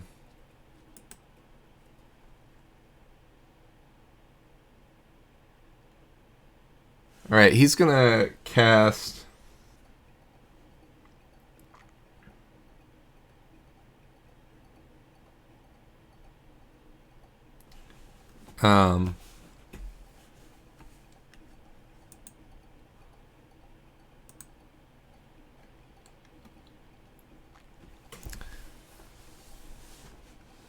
Vicious Mockery, because Thunderclap would injure his horse. Because he's the only one immune to it, so any creature within 5 feet includes his horse. So the bullet must take a saving throw.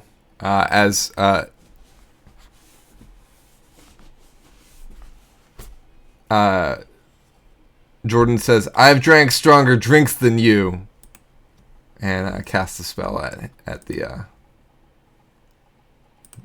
land shark. Wisdom. It fails and takes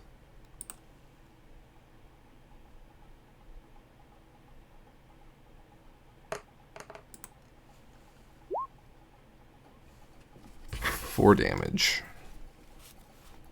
Yeah, get him.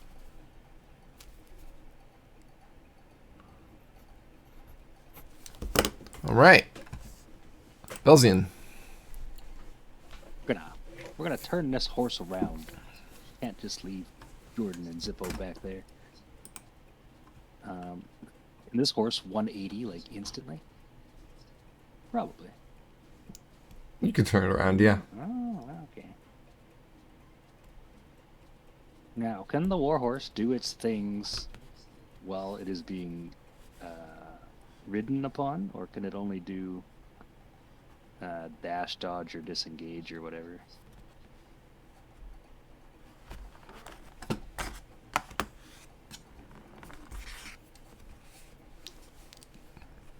Oh, so you're going straight back to it, and you're using your dash to get there. It wouldn't be the dash because it was less than 60 feet. Oh, it was less. Okay. But am I able to use the Yeah. Okay. the warhorse's trampling charge? All right. Here, I can make it show up on the VTT. Maybe. Oh, yeah.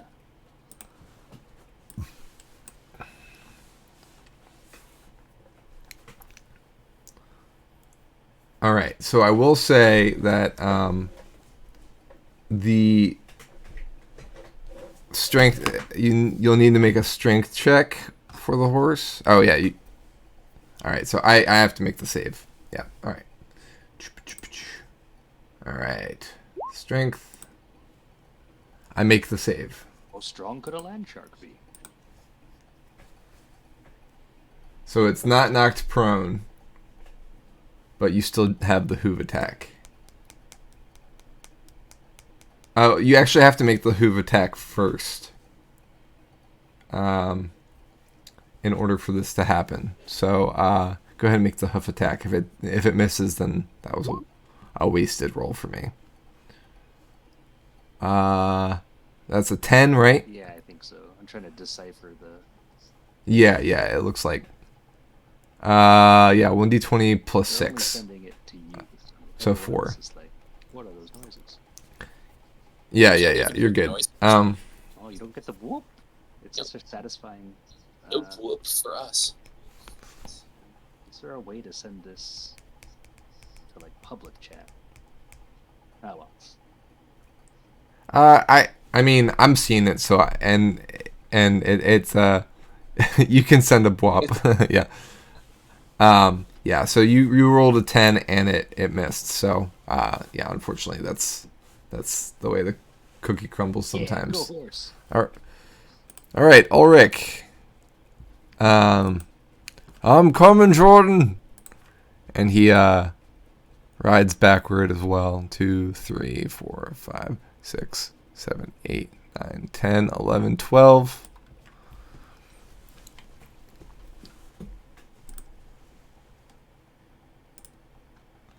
All right.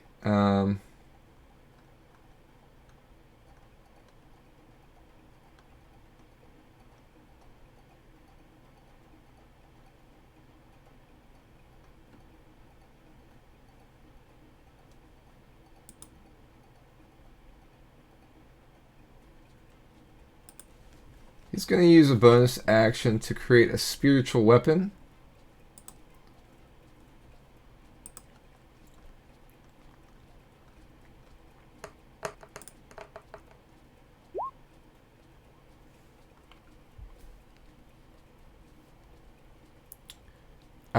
Which appears next to him in the form of a great axe.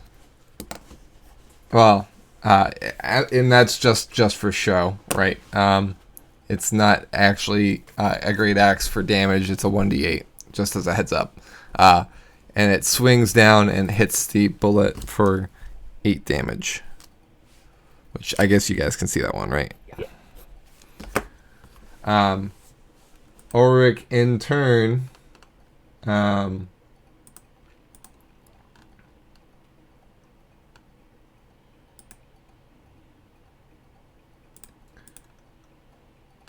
uses his mace because he's riding to attack the bullet.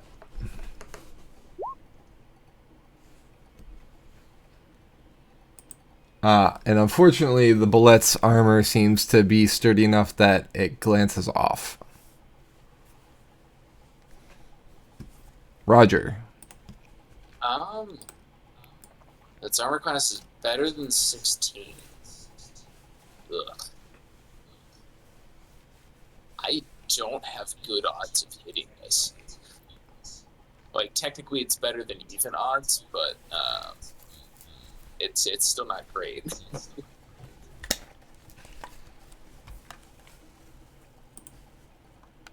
Well, I am eligible for sneak attack right now, so...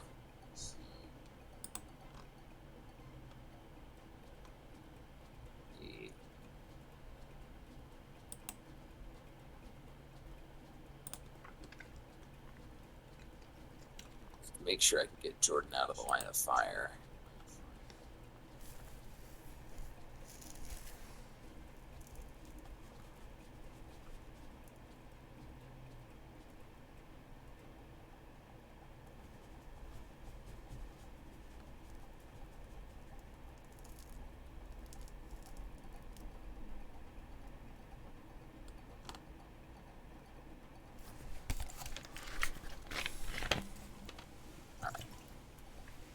Yeah, we're gonna go to that square. Okay. Straight. Do you need me to move the squares at all, or are you good? I mean, in theory, I would go further south, but this is fine. Okay. Let me know if you need me to move anything. Alright, yeah, we should. Jordan should be out of the line of fire, and we're definitely still within longbow range. So, roll to hit. Alright, I cast Detect AC. Does the 17 hit? A 17 hits. Hooray! And we do have people in melee with it, so sneak attack time. 18 damage.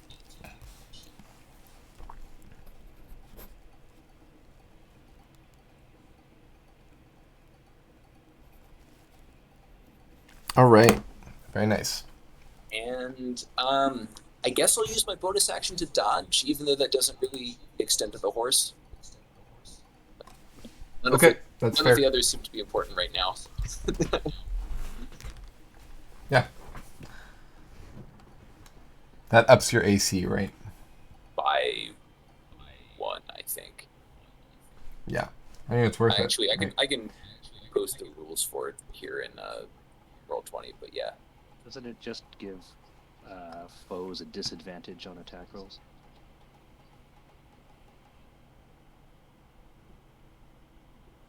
You get advantage on dex saving throws.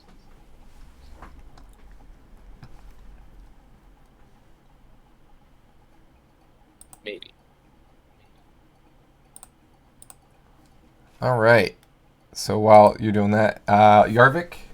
Okay, how do you measure again? So if you look in the toolbar on the left, there's one that looks like a ruler. Yeah, I'm not.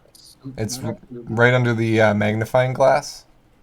So you've got, on the left-hand toolbar, you've got an arrow. Yep, arrow, brush, Right. my magnifying glass, and then there is a snap to center, but it's grayed out for me. That's the one, yeah. It's grayed out completely? Yeah, it's grayed out. I can. You can't click on it? I guess I can. I can. Hold on.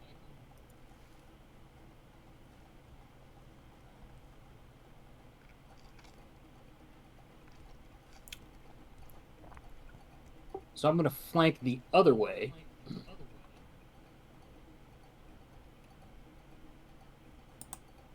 Oh, there you go. Yeah, it's working. It's just gray in total. It's just gray in color, yeah.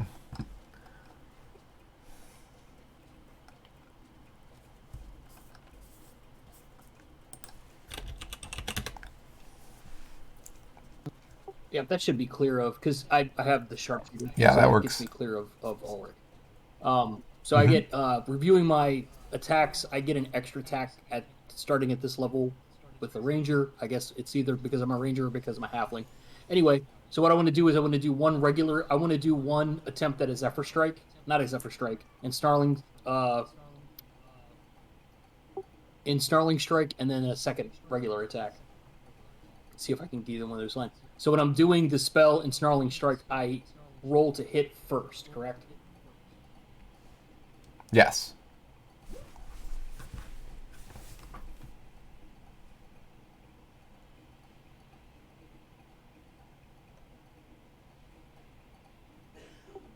Okay, and that's going to be. I'm going to cast it at level 2.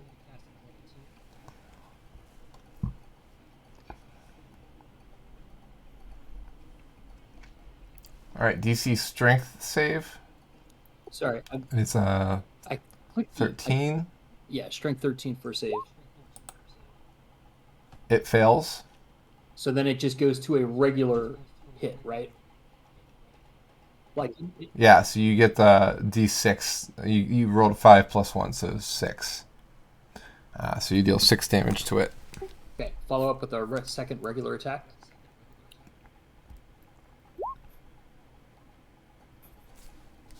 That's a hit. Very nice. Another 7. Whittling away at it. All right, so ensnaring strike. You've ensnared it, correct? Yeah, so if that did hit, then it did, yeah. So it gets the arrow damage, and then it's a 1d6 every turn, every creature's turn. One additional 1d6 Okay. for every turn that it's ensnared. Could you click on the VCC post so that it pops up in chat for me? It's going to be pertinent because it's coming up next. Sorry. Nope, the other one. The other one. You're good. There we go.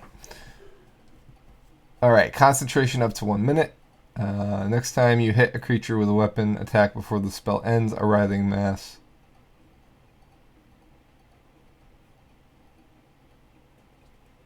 All right, so you hit it, and then it did the 1d6 pierce. Got it.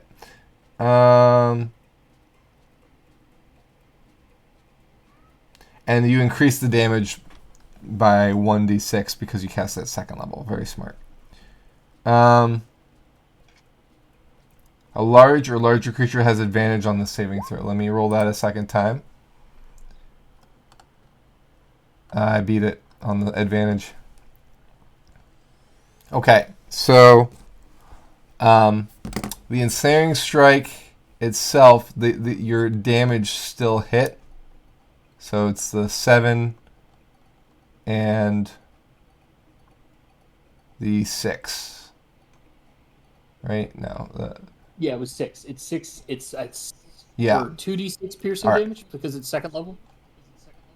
Right, but it didn't end up getting ensnared because it actually succeeded on the strength saving throw because it's large. Okay. I admit that I didn't realize that when I rolled and said that it hit because I didn't know about the larger part. That's fine. So basically it just reverts to the bow damage, right? The bow damage, correct. So just roll a second bow damage for me because the ensnaring strike was actually a 2d6, I believe. Yeah. Okay, it's the same damage. Perfect. Oh no, it's less by 1, so it's yeah. All right, it's the bullet's turn. It is not ensnared. So the bullet kind of rears its legs up. Like, it kind of stands up straight, coils, and shoots up into the air 15 feet. So, before anything else happens, it is leaving everyone's threat range that is within 5 feet of it. So, everyone make attacks of opportunity against the bullet. Where is it going? Bane, and then Jordan and Ulrich.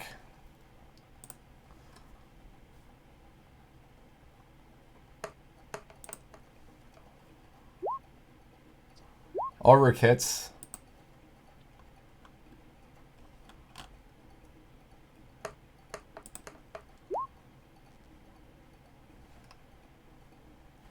All right, so Ulrich and Belzian both hit.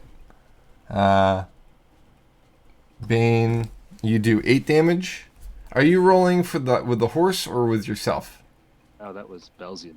That was an unarmed strike. Good. That's the correct use.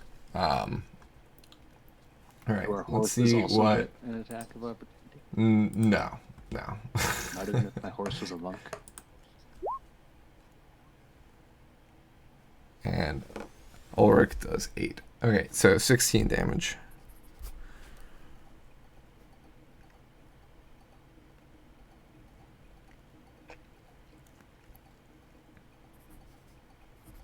All right.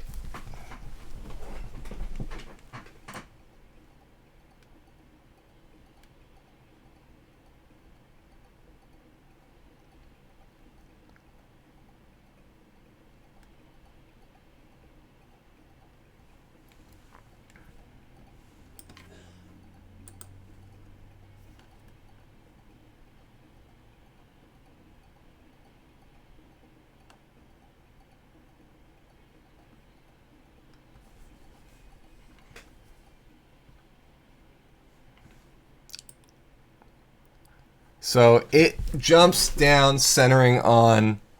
I guess I can't really. The way squares work, I can't center it on Belzian and hit all 3. I have to choose 2. So he comes down on Belzian and Jordan. So make a DC 16 strength or dexterity saving throw. Your choice.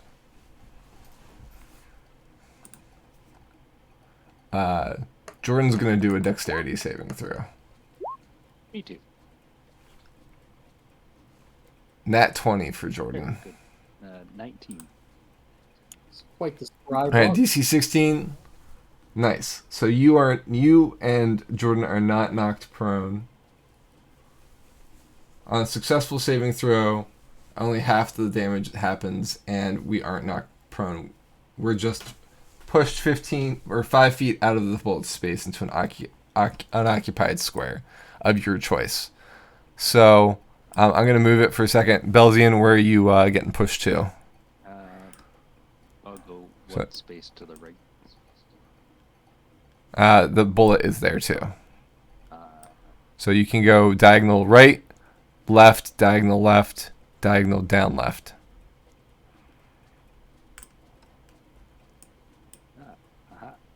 There we go. How about that? All right. Perfect. And let's roll damage.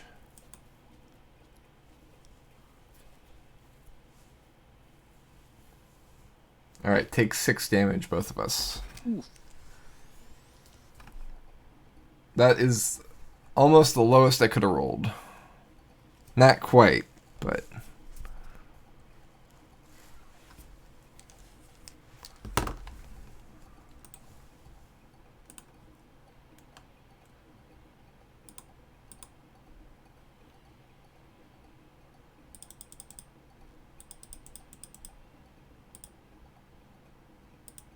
All right.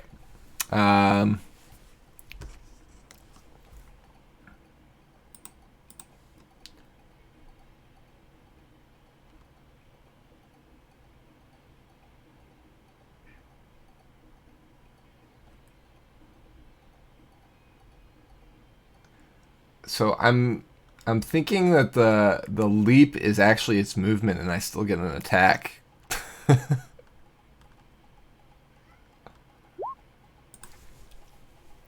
So I attack Ulrich with the last attack, and I hit.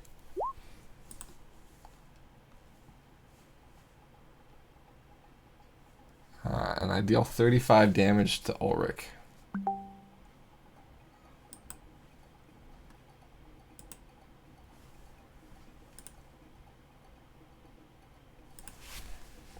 Damn.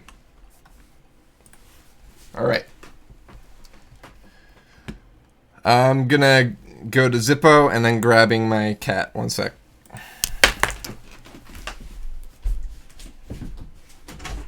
Come on. Come on. Oh, he's running away. And he's running down the steps.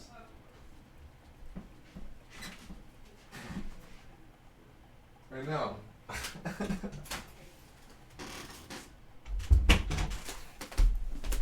What's going on? All right. Go ahead, Zippo. Okay, I needed to make a DC 15 Wisdom save. All right.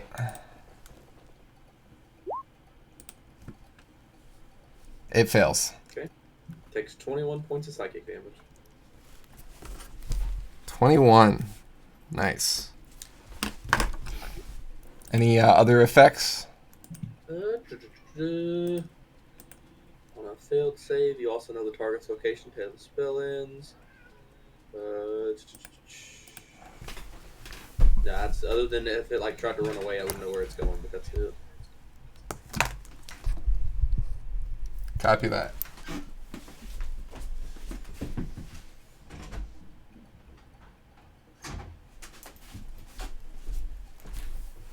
All right, I'm just keeping my door open because my cat is taunting me. He's just screaming at the door and running away. They always want to be where they can't be. Yes. Cat's All right. malicious mockery. Right. I mean, Jordan does not want to get hit with that when he tries to break away from it, so he's attacking. Like it's all he can do.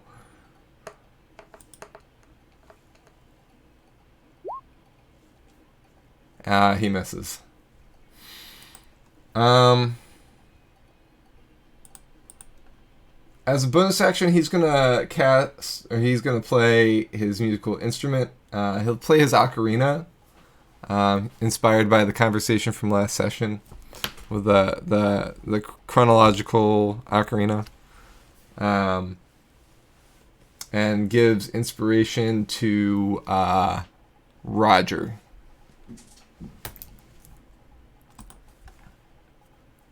I feel inspired. So it's a 1d8 inspiration. And that's bonus Die. to hit or to damage.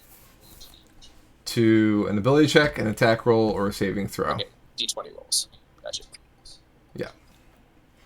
Belzian. Disappointed with his horse's kicking ability, he has decided to take matters into his own feet. Oh. Huh. Speaking of horses. Nay? Okay. Both of our horses also made their strength checks, but they also were injured in this attack because they're in the same squares as us. So they took 6 damage as well, just as a heads up. That the horse is down to 13 HP.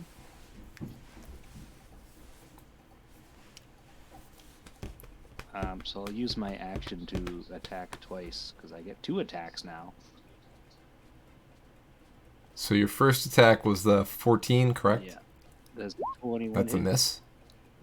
It does. Yay! I'd also like to attempt to stun it with my key powers. Okay, so with this damage, you're trying to stun it, or is stunning a different thing? It's under other. It's a monk thing. I'm trying to send it. Right.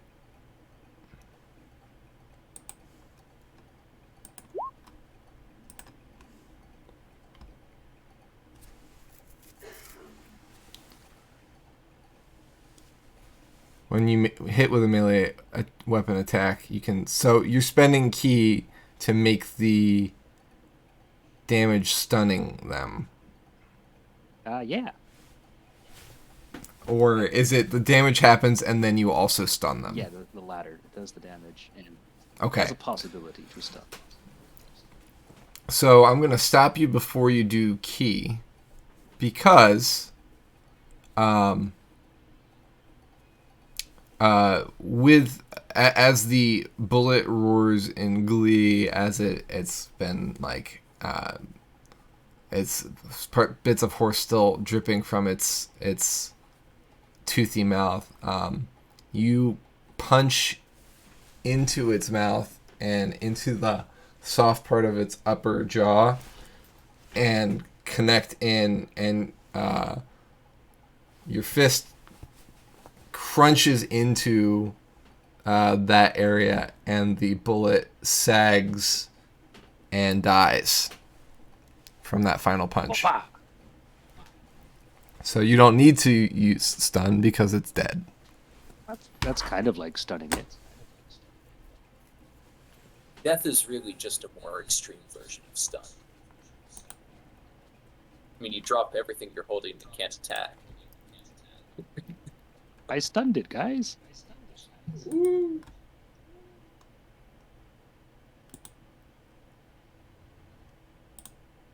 That was And a now whole thing. We should definitely run so that the next one doesn't catch up with us. I agree. Time to, as the kids say, to TFO. What does that stand for? Get the final orifice. My new nickname for Belzian is Fistov Punchovich. I can still gallop away on me horsey here.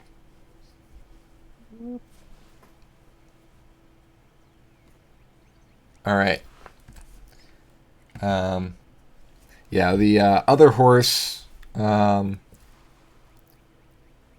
Last round, you heard a shriek as the horse was attacked by the other bullet south of you. Actually, rather than that, let's move that up.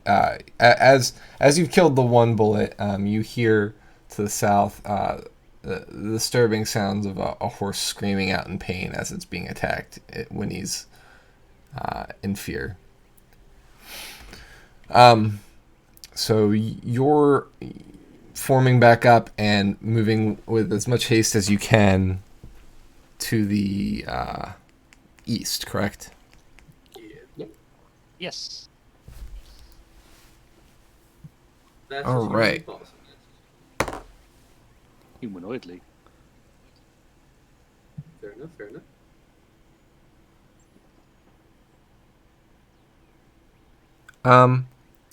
All right, so for the next stretch of wood, as you're forging ahead in the path, you come across some thick underbrush. I need everyone to make a DC 10 strength for your horses. There's that critical that we all know and love from Yarvik. That was Yarvik's horse, thank you. I think his name is Brutus. My horse Bruno's got a doesn't make 19. it. All right, so no. Bane, you rolled twice. I'm going to take your first one. Yeah, it's laggy, so I double clicked. Yeah, it's fine. Even if you had rolled the second one, you still would have passed meter beat, right? So you guys make your way through the wood. As you get through the bush, the terrain gets more rocky. There are still trees growing, but it's like a rockier field with the trees growing like interwoven through these rocks. It seems like normal forest wouldn't grow in such lush thickness, but for some reason this forest seems unabated by the amount of rocks in this area. The going is still rough, it's still slow going, but you don't see any more bullet holes after you've ridden for about maybe an hour or a half an hour, between like about 45 minutes further on. That's good news. Very good news. Good for the land. I hear that band-aids don't fix bullet holes. Depends on where the bullet hole is, and the size of the band-aid, and what you consider fixed. Arrows don't kill people, bullets kill people. No, I do. All right. Thinking of becoming a bullet dentist.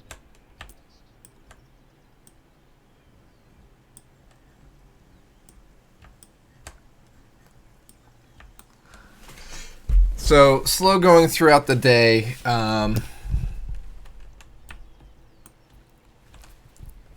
keeping an eye out on your surroundings and things like that. With passive perceptions, because you guys are trying to move with haste but can't. I'm gonna say that you're able to actually make perception checks instead of passive perception, right? So if you're looking for anything or whatnot, you can roll to do so. Otherwise, we'll just keep going. I'm happy to use my passive perception. It wouldn't be passive; it would just be normal perception. But I would rather use my passive perception.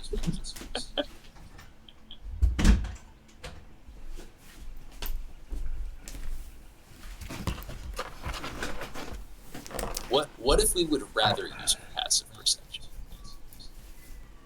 If you want to use passive perception's for like me rolling the see if you see stuff on the fly when you're not actively taking an interest in things. So like sometimes when I point stuff out to you, it's because you've succeeded on a passive. If that makes sense. I think we're kind of singularly focused on following Shadow, so I don't think we're really trying to take time to really explore the area. Yeah. Aside from Atomic, who's kind of looking around. Shadow is in our immediate vicinity. Well, we've got the warp. We can just check. All right, Atomic with a 18. Oh no, that was Brunhild's strength check. Oh, okay. Perfect. Yeah. Nice. Never mind then. All right, continuing on. All right.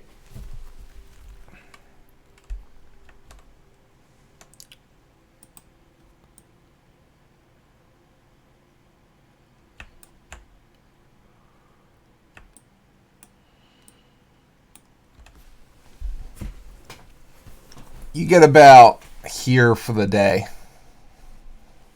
You're still in the woods, but you're kind of on the other edge at this point. Well, looks like Shadow found a way to ford the river. If he's on foot, it could have been as simple as just swimming across for him. Maybe there was a bridge. Yeah, there may be a ford. Not to say. Maybe Shadow is lighter than water. Just walked across. All of these things are possible. Maybe not equally likely, but possible.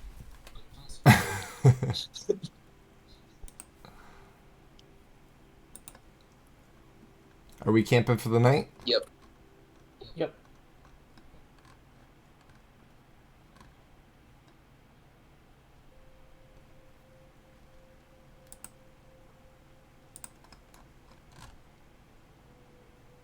All right.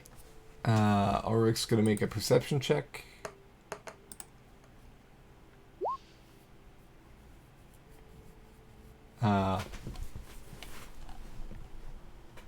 Ulrich's kind of nursing some pretty hefty wounds from the bullet chomp.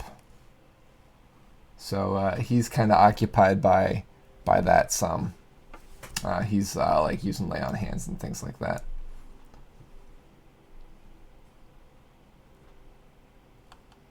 In fact, since everybody else has minor cuts or bruises, Roger again escaped any permanent damage, right? Yep. Nothing to me or my horse. Yeah. He's gonna use all his healing on himself. I also did not get touched. Another Brunhild. Yeah. Well, they are frontliners. But man, our frontliners and the 2 horses we sacrificed. Right. Very fair. Yeah. Fighting 2 bullets would have been a lot more interesting of an encounter for the sheer fact of, like, if it was able to do 35 damage to Ulrich alone, Jesus. That's why that would have been an interesting...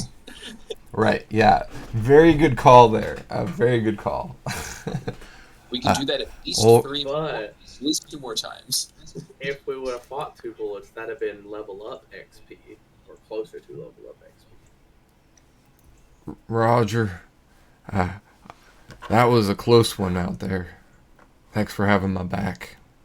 You're welcome. Maybe closer for you than it was for me.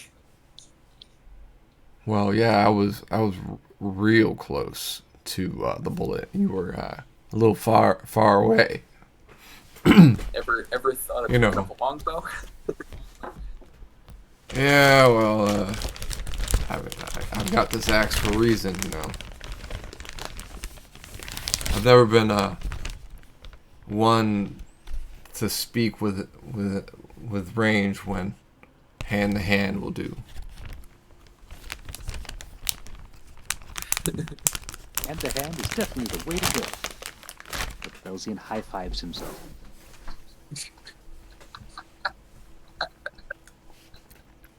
Did you hear that? Belzian speaking in his sleep again? I've come to ignore those sorts of things.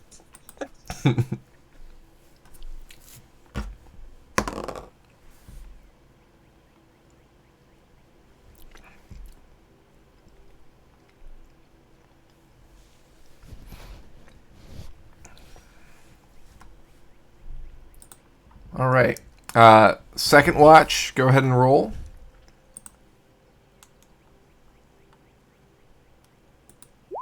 Yarvik's on second, right? Yes, with Jordan.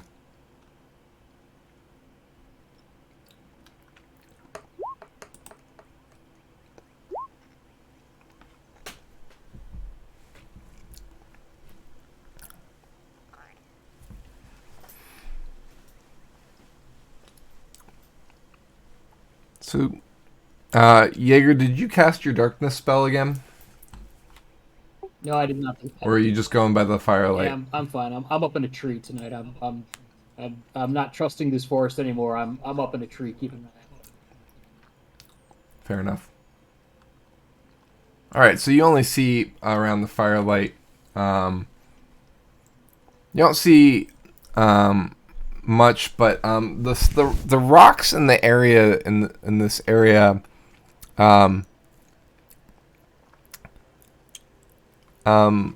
It kind of reminds you of like a boulder field almost, with trees growing out of it and like growing around it, like I was speaking about earlier.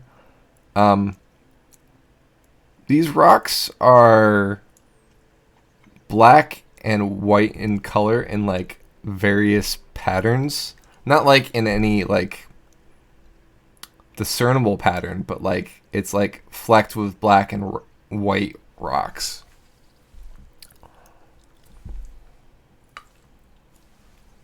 Okay, does They also seem to be broken off in like straight edges, so it's like not rounded or weathered.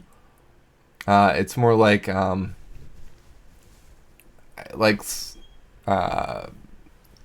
I were to break a rock and it broke off at right angles, it looks like more of a that. geometric kind of a pattern, or like Correct. like if you were to like break obsidian or something like that. Well, obsidian doesn't break in. Not obsidian. It's like just hexagonal basalt pillars, or like some kind of crystal shape, except not crystal but regular stone. yeah. So I guess the more important question is: does this mean anything? Feldspar. Does this mean anything? It's like feldspar. Like does Yarvik? Does this mean anything to Yarvik? Is he just like, that's interesting, or is like, this looks familiar to me? You could do a nature check.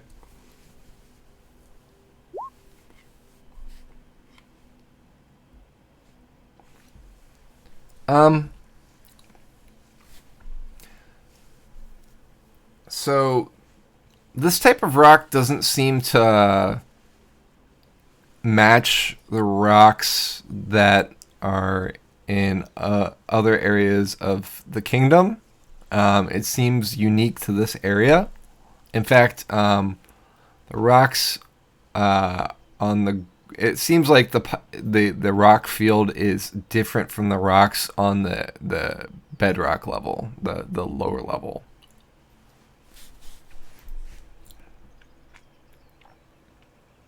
Out of character, have you ever been to a boulder field that was Yeah, no, we like I grew yeah. up on near South Mountain. We have all over the place. Yeah. Okay. I know exactly. I have Yeah. it in my head exactly what you're describing. Yeah. So these rocks did not start here. They are not they are not naturally here. Or I guess they are naturally here, but they're not. They didn't form here. Maybe they were If put that here makes by sense. giants. I assume this setting has giants. So giants are a myth, a children's story.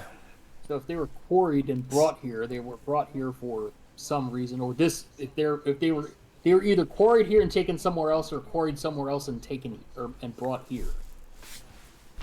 Zippo, would dragons have any reason to move big rocks?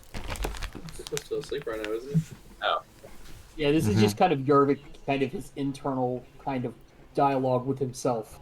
oh yeah, I'm not even awake. Never mind. Just go back to meditating.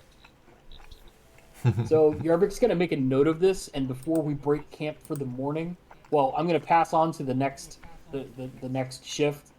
Hey, there's something weird about these rocks out here. I'm not sure what this is, but I know these aren't from around here. And I haven't seen anything, I haven't heard anything, but we need to be aware that this is a little strange. And then I'll bring it up to the group in the morning when we break camp. Jordan looks alarmed at first and then kind of settles down like, oh okay. Roger.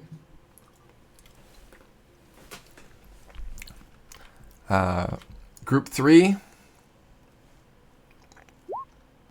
14 for me. I guess at this point, Yarvik, are you going to let the group 3 know about the rocks or nah? Yeah. The next group coming on, I'm going to say, hey, looking at these rocks, geologically, they don't really belong here. It doesn't fit the area. I'm not sure. We just need to keep an extra eye out because I'm not sure if we're necessarily sleeping in the safest place. I haven't seen anything. I haven't heard anything, but just keep an eye out. Let's say, do the rocks look like they've been moved recently? Or have they been here for a while? Some of the rocks are growing moss on them. Some look like they might have been disturbed by passing creatures or even maybe yourselves when you came through this area. But there's no fresh. Nothing looks like it was picked up in right. They haven't moved in a while, probably. We'll keep an eye on these foreign stones.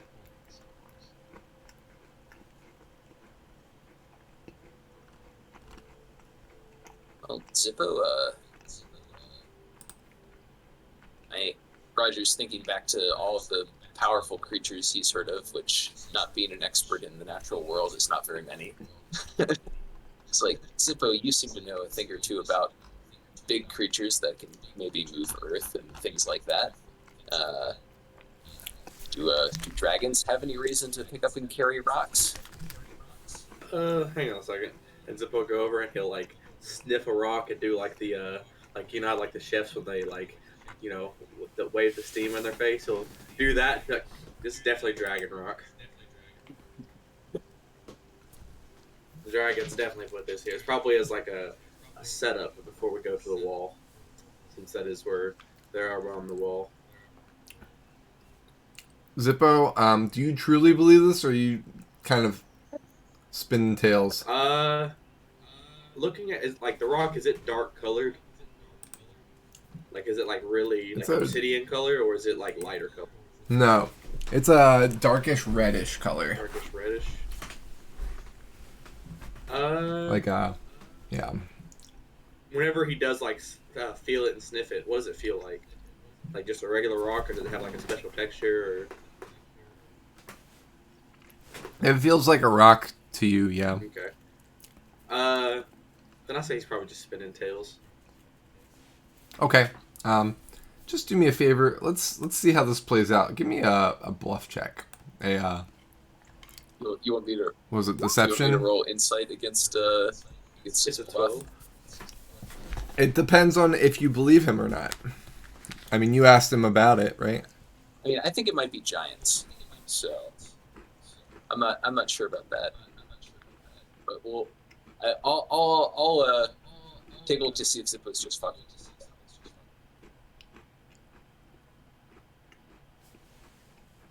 19. You can tell I'm lying. Zippo, what, maybe that may be the case, but what if it was giants instead? Now, see, giants aren't a thing anymore because they tried to challenge the dragons and lost. Well, maybe these rocks date back to those times. That is possible, but that was well over 10 years ago. Yeah, that's way before your time. I'll let you in on a secret. It's way before my time too. God, it must be well over 20 years old then. So someday I'll tell you how old I am, Zippo, but not today. Fair enough. Fair enough.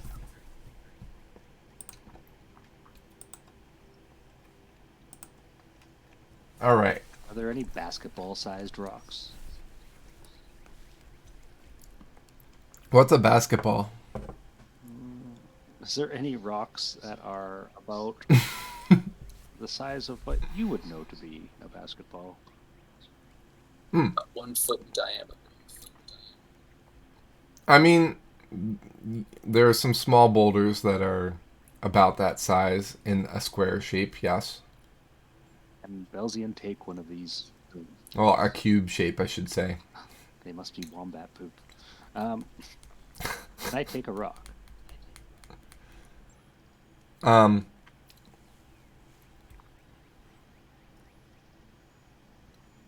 So you pick up the rock.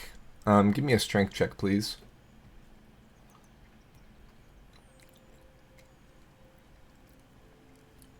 $18. All right. You heft this rock. It's probably around 25, 30 pounds. It's a pretty sizable weight. Not very heavy. I mean, yeah, for a foot wide rock, that's not that. It's about accurate, right? If it's a cube, that honestly might be lightweight. But yeah. Well, I'm going with, you know, I'm going on the fly here. I don't go around weighing rocks on a regular What basis. rocks So. in the campaign, and yet you didn't know everything about the rocks. We'll let this one slide. Do you even know the molecular structure of the rocks? I'm gonna need the, Oh, I did. You asked that already. You asked what kind of Gravity rock here. it You was. gotta be ready to answer it twice. Wombat. I got 2 ears for a reason, okay? what color sparks does it make? If I throw the rock in the air, how many milliseconds will it take for me to run away before it smacks me in the head? Rocks falls, everybody dies. End of campaign. Hey, I've actually been asked the what color sparks does it make question before. You You have. were there for that. That's a reasonable query. Not only that, but you've asked me what color sparks before earlier in this campaign for a different type of material. Really? I don't remember that. It was in the mines. Oh, yes. Yes, I vaguely remember this. Because we were testing the different powders. I was like, Yeah. oh, does it burn with funny colors? Because that might mean it's metal.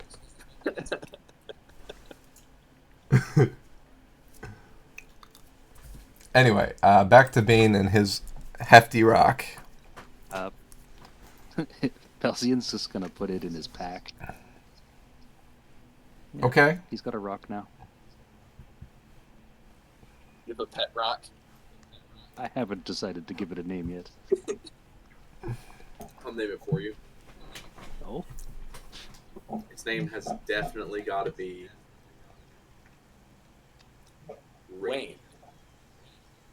No, it's got to be Ricky. It definitely needs to be Dwayne. or Balboa? Dwayne The Rock.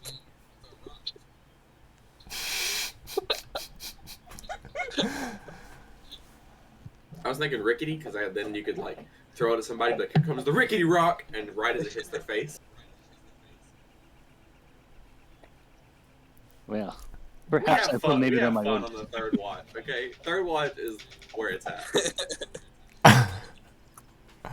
at. And morning breaks as Belzian has taken the time to select a rock and put it in his bag. Zippo, instead of really keeping watch, is more pestering Belzian with different names that it could be, kind of excitedly. Very excitedly. Yeah. The group wakes up and we pack up for the morning, and I'm assuming we get on the road. Well, on the route, on the rock, something. We're getting off the rocks, actually. We're getting our rocks off. Oh, no. Fair enough. We are, So, we are rolling like stones. From here, you head in a northeastern direction, and soon come upon the Drakkar River. I think it's Drakan or Drakkar. Let me double check that real quick. Draken. Yeah, Draken River. Thank you.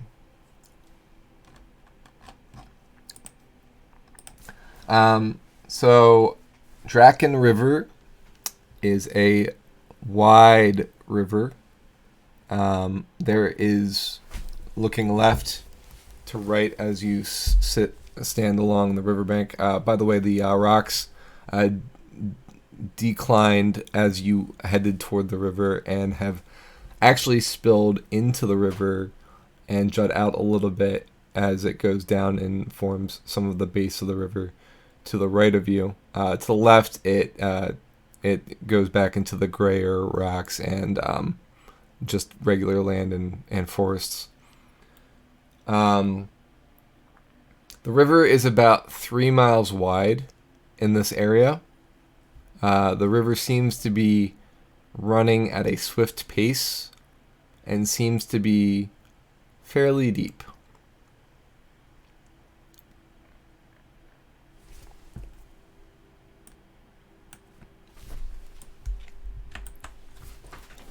Well, that was a pain to cross. Only we Well- had our wagon. We could float it across. And we knew Gerard had to ford the river somewhere. This may not be the best place for it, but I don't know whether we should try heading north or south to look for another ford. We could go both north and south and then meet back here in a few minutes. I'm partial to GM myself. What? As opposed to Ford.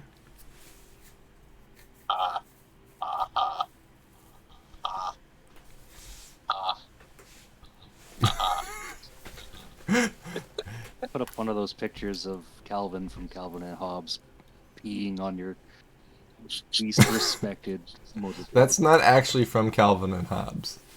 Calvin never peed on anything. That was an artist that defaced the image of Calvin. No way. It's canon. No, it's not. There's no Lived in comic West that Virginia. actually has it. Just canon. Anyway, We'll talk about this later. So we don't really care what Calvin calls it, be it the canon or otherwise. So do you think we should scout a little bit north and a Yeah. little bit south? If you'd be so inclined. Get it? I do.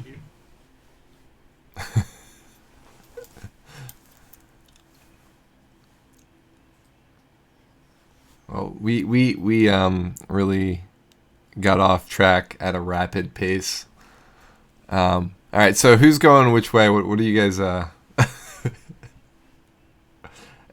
Are we gonna wave at each other when we find something? What's the We have plan? these rings of communication. We could just say, "Hey, I found something." Yeah, As long as we those rings of communication have create a ripple effect of convenience.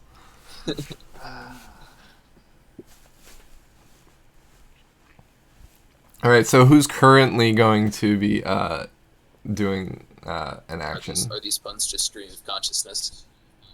Yes, absolutely they are. Well, I would like to get a little further down the river. All right. Down. So you're going downstream, not upstream. Yes.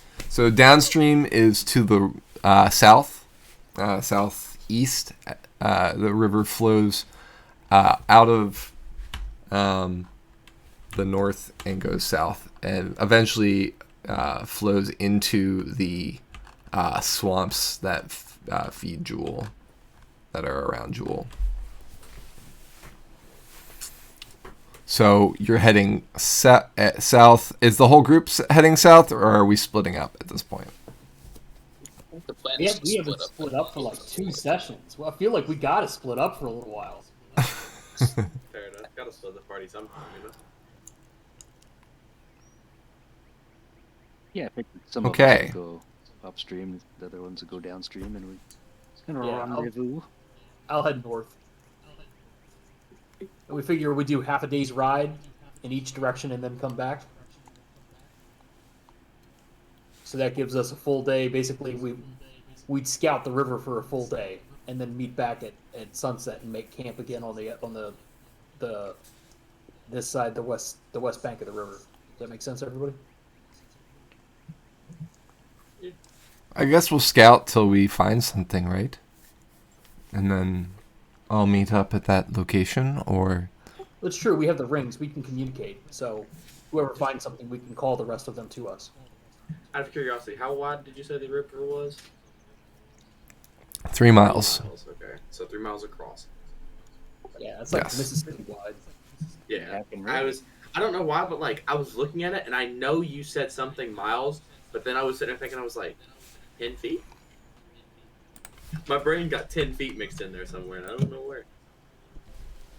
It's actually to scale in the map, Gotcha. which is pretty cool. I'm not going to let you claim that on purpose. There's no way that was on purpose. It wasn't. I knew it was 3 miles wide, and then I'd mapped out stuff earlier, or like I'd mapped out the things to when I was anticipating travel from Ari to Jewel back at the beginning of the campaign, and yeah, it's just I accurately cartographed this map, I guess. Not bad. Not bad. Yeah. All right. So who's going north? Who's going south? I'm going north. Head north, let's go. I'll go south. Okay. Yarvik and Belzian are going north. Roger and Zippo are going south. I'll have Ulrich go with Belzian and Yarvik to switch things up. Usually Roger and Ulrich tend to split with the party instead of being together. That's traditional, right? Usually. Yeah. We're the two team leaders. Our skill sets complement each other, so. Right. And then that means Jordan will go with Zippo and Roger. Zippo's like the team leader. He's the team mascot. It's funny because like if we ever get into like a situation where you need to scare somebody, just like beforehand, put Zippo in like rile him up, like put him in a cage like you would a dog, This and person then said like something they mean obviously about want out of the Ridley. cage, and then you just kind of like you'll see him like you ever seen people pick up like those rabid cats or like clawing at them and like hissing? That's basically what Zippo doing. You just let them go, and then they'll run or they'll get bitten.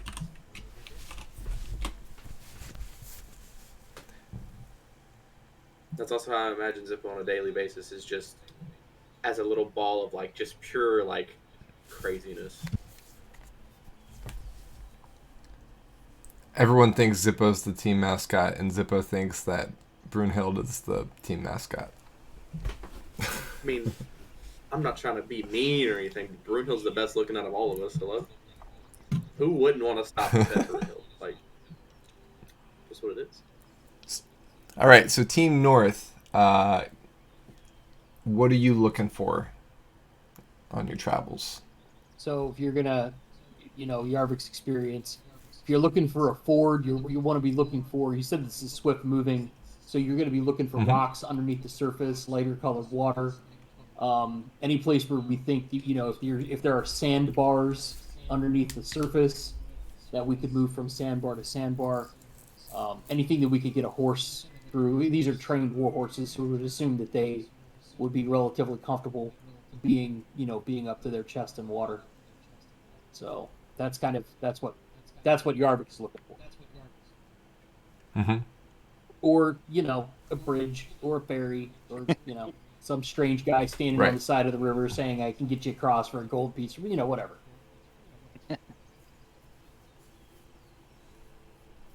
All right.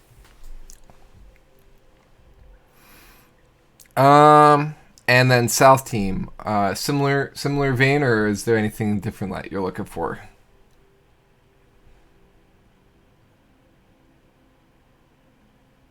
That would be Roger I and would say Zippo. definitely looking for like a more stable area in the water, or like a bridge, or like a tree that's fallen over that'd give you the chance to go across it. About how wide is the river? 3 miles. Yeah, think like Mississippi big. It's like a huge river. And I guess we're looking for.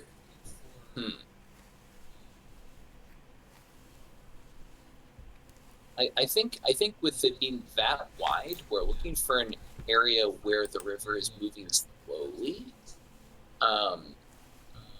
which usually means deeper, but slowly so that the horses can like swim and not get pulled downstream really far. And deeper means there won't be things. There won't be obstructions necessarily that they're going to catch their feet on. I guess there could be stuff in the water, but I don't think we can really plan around there being stuff in the water in a 3-mile river. Yeah, there's probably nothing in this water. But there's nothing we can do to not run into the stuff in the water if we would like to cross the river here. So I got voted down for crossing the river upstream. I say. You mean like at Yaren? Well, or, in the vicinity of Yaren, yeah. Mm-hmm.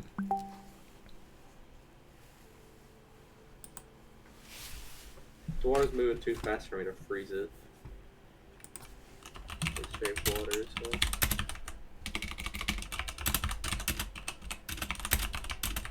We found land sharks outside the river. Do you think there's regular sharks inside the river? Probably. Maybe if those rocks that were pointed down, maybe we can throw enough of them to make a dam that'll hold for like a couple minutes for us to get across. I don't think there's 3 miles worth of rocks. I think we'll lose our fast pace if we're trying to do that. That is true. Maybe if there's definitely not a 3-mile tall tree around here. I think our best bet is to just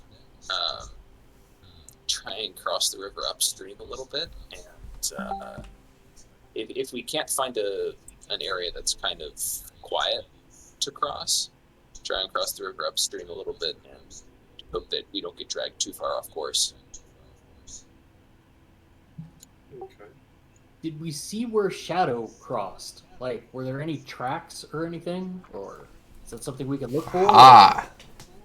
There we go. Alright, so give me a survival check, please.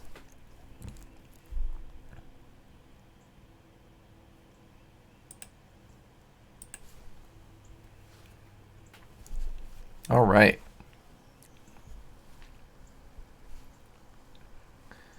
So, from you guys were kind of in the middle of dealing with a bullet when Gerard Shadow was at the river. So you're not sure how long it took him to cross or where exactly he crossed. So you are, as you're traveling northward, looking for evidence of recent tracks of a horse or footprints of a person, singular. With a 23, you head maybe about half a mile upstream and find just such footprints coming out of the woods and going to the beach. They travel northward and then double back and head southward. And eventually stop and head directly into the river. Okay, what do the features of the river look like where we're crossing? Does it look like, are there any bodies in the water? I mean, by bodies, I mean like, are there any islands or sandbars or rocks, or is it just Give me a flat water? perception check, please.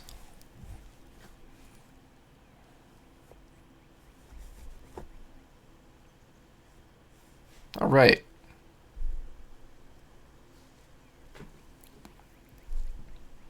So,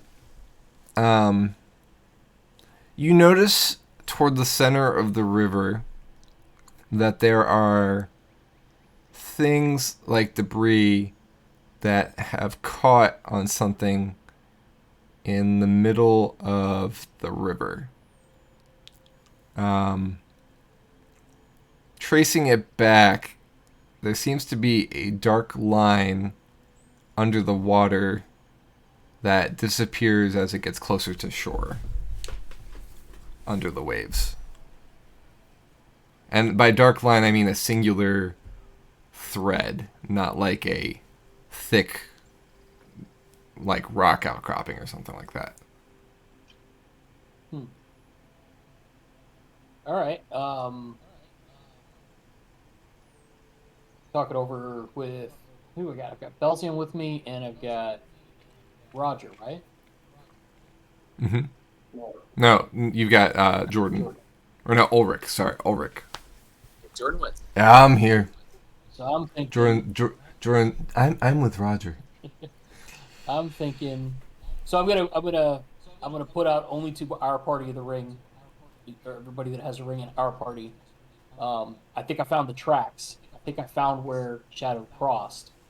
Why don't we rally up here? Yeah, we knew he made it across. Seems good enough for us. Yeah.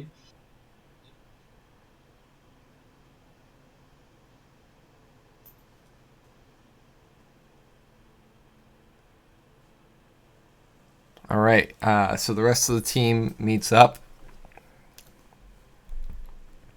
And we're all back together.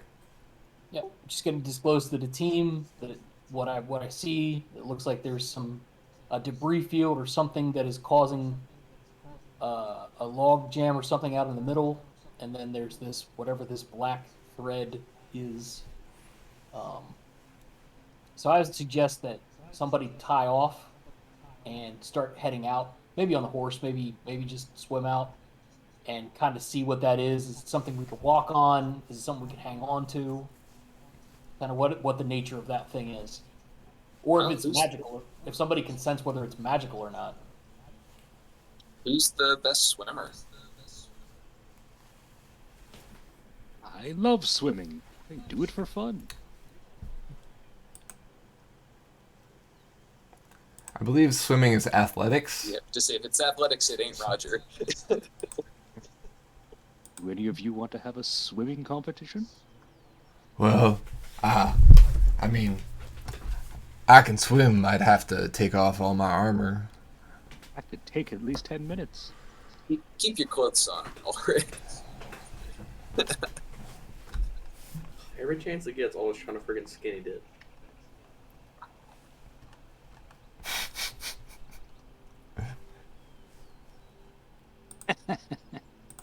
Okay, are you gonna tie me to the Ulrich shore has an for 8. safety?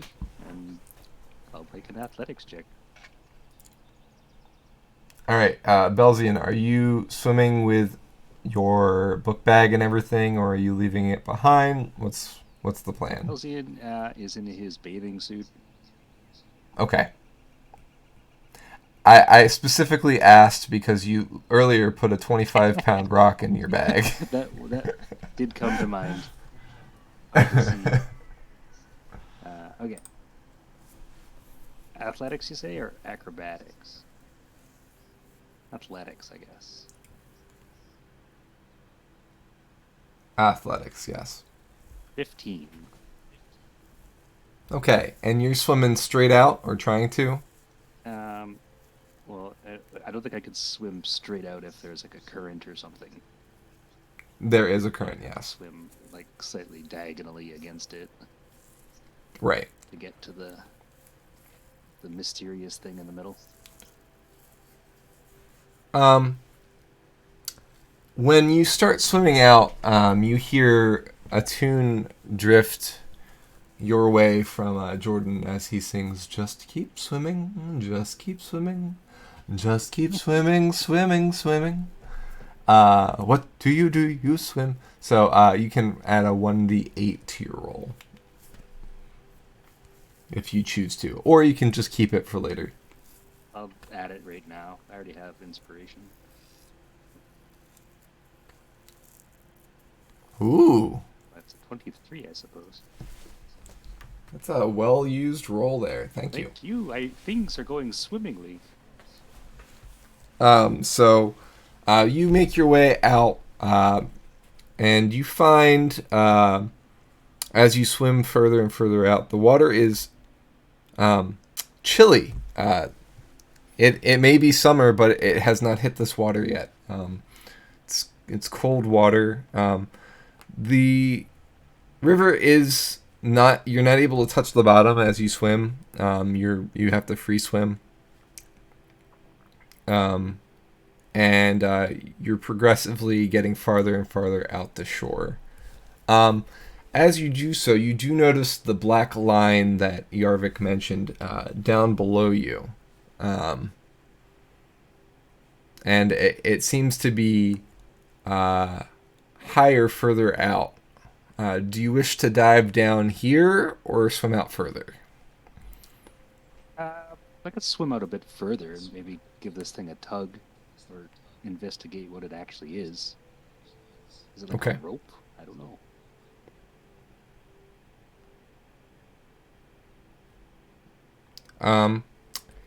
Give me another athletics check, please. Oink. This is, it's a 3-mile river, so you're gonna have a lot of effort as you go. Straight, same roll. Interesting. Consistent swimmer. Right. All right. So you continue out, and eventually you get to the center of the river, and you find that the black cable that comes closer to the surface is actually there's some sort of flotation device that keeps it up in the center. It's a chain. It's a metal chain that seems to be in the river. And it goes from one side to the other, it looks like. I feel like it goes. So you can now hold on to this chain with the flotation device. It's up toward the surface. There's various sticks and flotilla and stuff like that have kind of lodged themselves on the chain. So as you catch it, they kind of start drifting off and things like that. So it appears there's a chain going from one end of the river to the other. Or not, like one shore to the other shore. Yeah. Ooh. I guess I'll follow it back to the party. Okay. So, without anything to hold you up, as you follow the chain actually, it's a heavy chain to reach all the way across. You're not able to keep it aloft the farther you go. So, you start going down. Well, swimming time it is.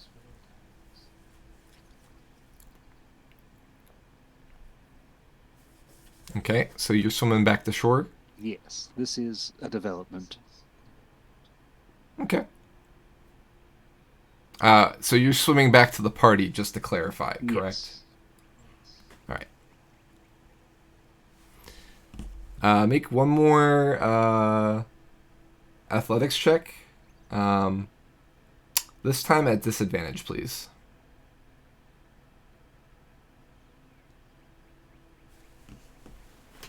Consistent indeed. 14. All right. You make your way slowly back, get to shore, fairly tired, as the rest of us kind of watched Belzian go out, come back. Hello again, fellows. How'd it go?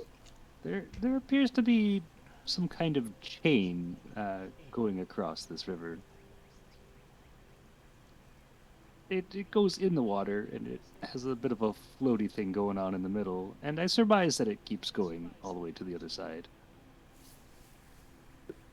Does the flotation thing move along the chain? Like, could you bring the flotation thing over along the chain? You see what I'm saying? I did not know that was an option.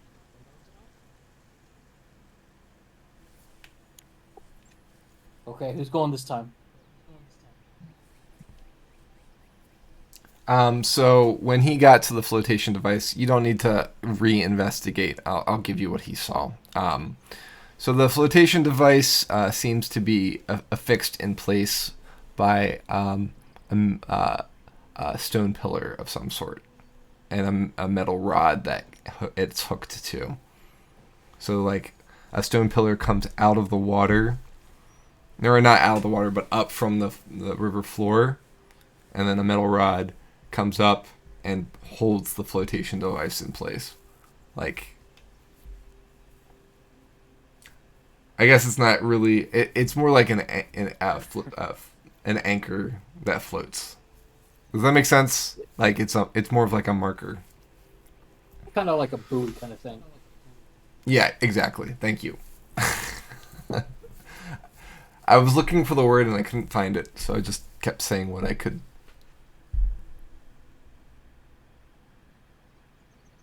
Yeah.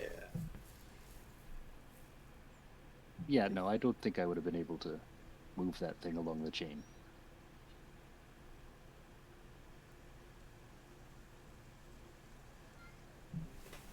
Well, we know this is where he probably crossed, so maybe it'd be best for us all just to take turns. The best of it, we tie one end of the rope here, and then the best of us swim out. No, because we don't have enough rope. We can still tie off to each other, though. I Yeah, think that's it's a good true. idea for us to tie off to Tie each to other. each other that way. The weaker of us, me, don't have to worry about getting dragged off. If one of us floats down the river, wouldn't we all? Yeah, but we'll float Hey. together. Was there anything on the other side? Could you see anything? I don't know how far I could see if I was approximately 1.5 miles down a river. Yeah, I suppose while swimming it's hard to spot anything on the shore. Hold on, I gotta turn that into Canadian units real quick. Sorry. So So a kilometer is 3.6 miles, so it's a little less than a kilometer. no, It'd be 2.4 kilometers. No? a mile is 1.6 kilometers. Yeah, it's 1.6. Yeah. Oh, I'm thinking about 5K. I'm sorry. You're right. Yeah. Yeah, I think all I really would have been able to see is water and sky. The horizon is about 3 miles on a clear day. So we could probably just see the other side of the river, but no, not really pick out any details from here. From halfway, you might have been able to see some stuff, but still probably nothing bigger than that. Yeah, exactly. I mean, because you think about it, your whole body's submerged. You're at head height when you're swimming. You're at no better than head height, so you can't see anything. You're at sea level, yeah. Trees, maybe. If I had to guess, I would say the other bank is not dissimilar to where we are standing right now.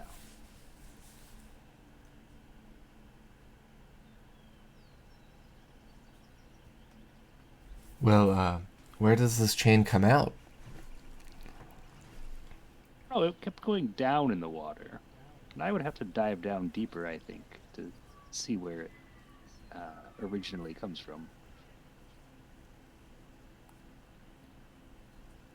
'Cause we can't see the chain like anchored anywhere on the shoreline, can we? You could look for one.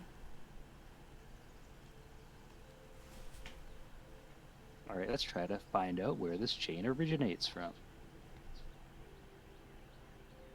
If it doesn't involve getting in the water, Roger can assist with this one. All right, so that means you get to roll with advantage, or you can roll separately. I've got a +5 to investigation. I've got +2. I could help Roger look, because I sort of know the general idea of where the chain would be. Yeah, that works for me. All right. I will roll investigation with advantage then. 17. Hey, get rid of that one, right? All right, lining up where the chain kind of looks in line with where you are, you kind of kick up the sand and shoreline a bit until you uncover a well-hidden chain that pulls out of the sand. Hopefully we don't pull it all the way out of the sand. No, it seems to go. It seems to be affixed to another. What seems to be a square rock that's also reddish in color, unlike the gray rocks of the shore. Maybe this was done by the giants.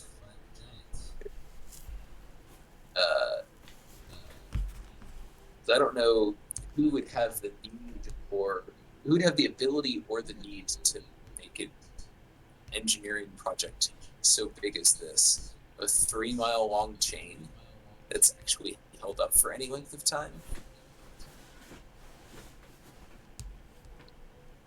A stone pillar in the middle of the river. It does seem a bit premeditated.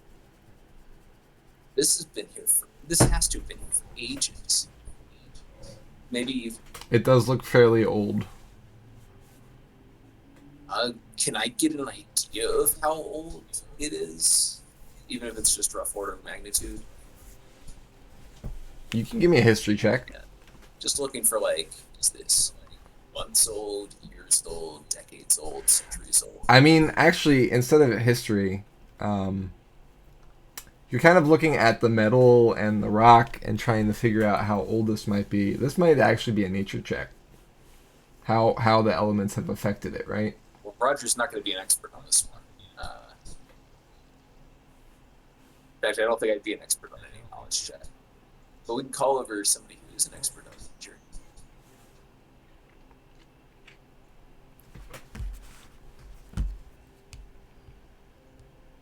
Happy to assist Yarvik trying to figure out how old this thing is. Or Jordan. Well, I don't know of any stories, but let me see if I can think up anything from this area. Yeah, if I could do, I mean, should I do like a history check or something like that? You could do a nature check.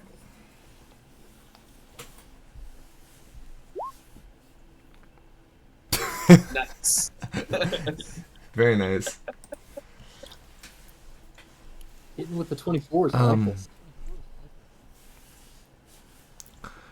The chain appears to be old. It's blackened with age. It's not red. Whatever the metal is, it's not rusting from the water. It's just well worn. The rock itself that it's affixed to seems to have worn down with time and may have had more to it at one point than the low pillar that it's at. In fact, maybe even been affected more recently. Some of the pillar appears to be damaged. Not recently as in like the last week, as in like within the last year, this pillar has been damaged and shortened. Potentially, maybe even that's why it was so hard to find. Jordan isn't really familiar with this area, but he does know that there used to be many settlements along this river. Perhaps this may have been one of them. Yarvik was At kind one of wondering, time. yeah, because it's like we're kind of in the middle of nowhere here. It's not just that we're in the middle of nowhere, it's that this is an engineering project bigger than a lot of the other things that we've seen. Yes, it is. Getting even just making a length of chain this long is a lot of work. Yeah, To three make one- miles of chain. making it so that it'll last years in a river. The type of metal you don't recognize, but it doesn't seem to have worn with age or with water. And I will also say that the pillar looks centuries old, not decades. So Gotcha. is there some kind of, and I'm going to ask Jordan this, Yarvik's going to ask Jordan, is there some kind of a magical property here that we can exploit, or anything, are you getting any kind of a sense of anything magical about this, or? Arcana check.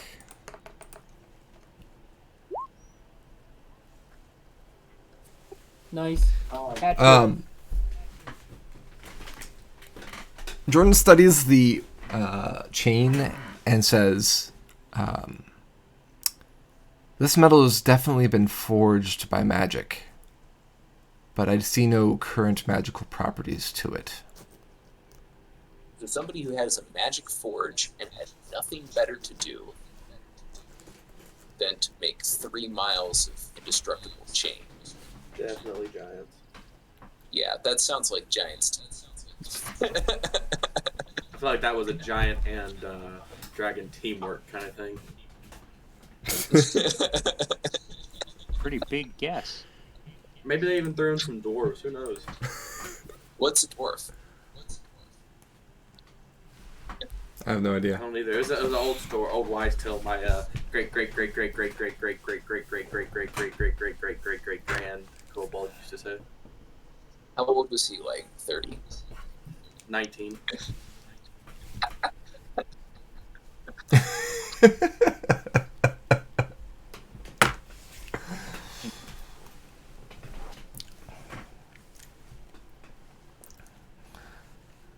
He might have lied to you about the age difference.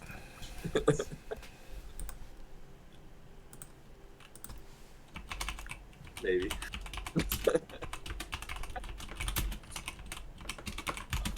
Well, I mean, if this has been here for centuries, then it probably won't break when we try to cross it now. So, Perhaps Fair it was enough. part of a bridge that used to exist, or maybe they were trying to build a dam of some sort. I don't think we can take the horses. Horses can walk on the chain. I'm sure they'll be fine. I think we got this. We're definitely going to have to like double tie around Brunhild though. I'll leave you charismatic folk to get the horses to cooperate. I'm going to have to put all of my efforts into just staying afloat. Yeah, I think we're going to have to leave the horses on the shore. Yeah, unfortunate, but I just got to know Brutus. A man who names his horses. I see you're a man of culture as well. They're animals. They have personalities, feelings. They Lots of things with personalities and feelings taste delicious. Just ask those bullets.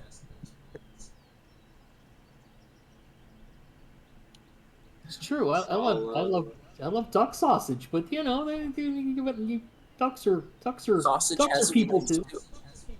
We're definitely gonna have to triple nod Brunhild. Well, Zippo, I'm going to leave you in charge of tying the knots then. For Brunhild.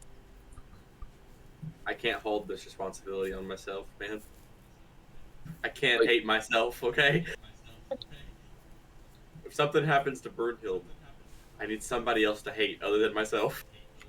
Exactly. Zippo, That's why Yarvik ain't touching this with a 10-foot pole. No. Zippo, it's important that you feel like you've done everything you could have. And if we get in the way, all that's going to happen is you're just not going to be happy with the work that we do. If you had done it yourself, you'd have known for sure. Okay, I'll try my best. Zip was going to tie the rope around Brunhild first before anybody else or even himself.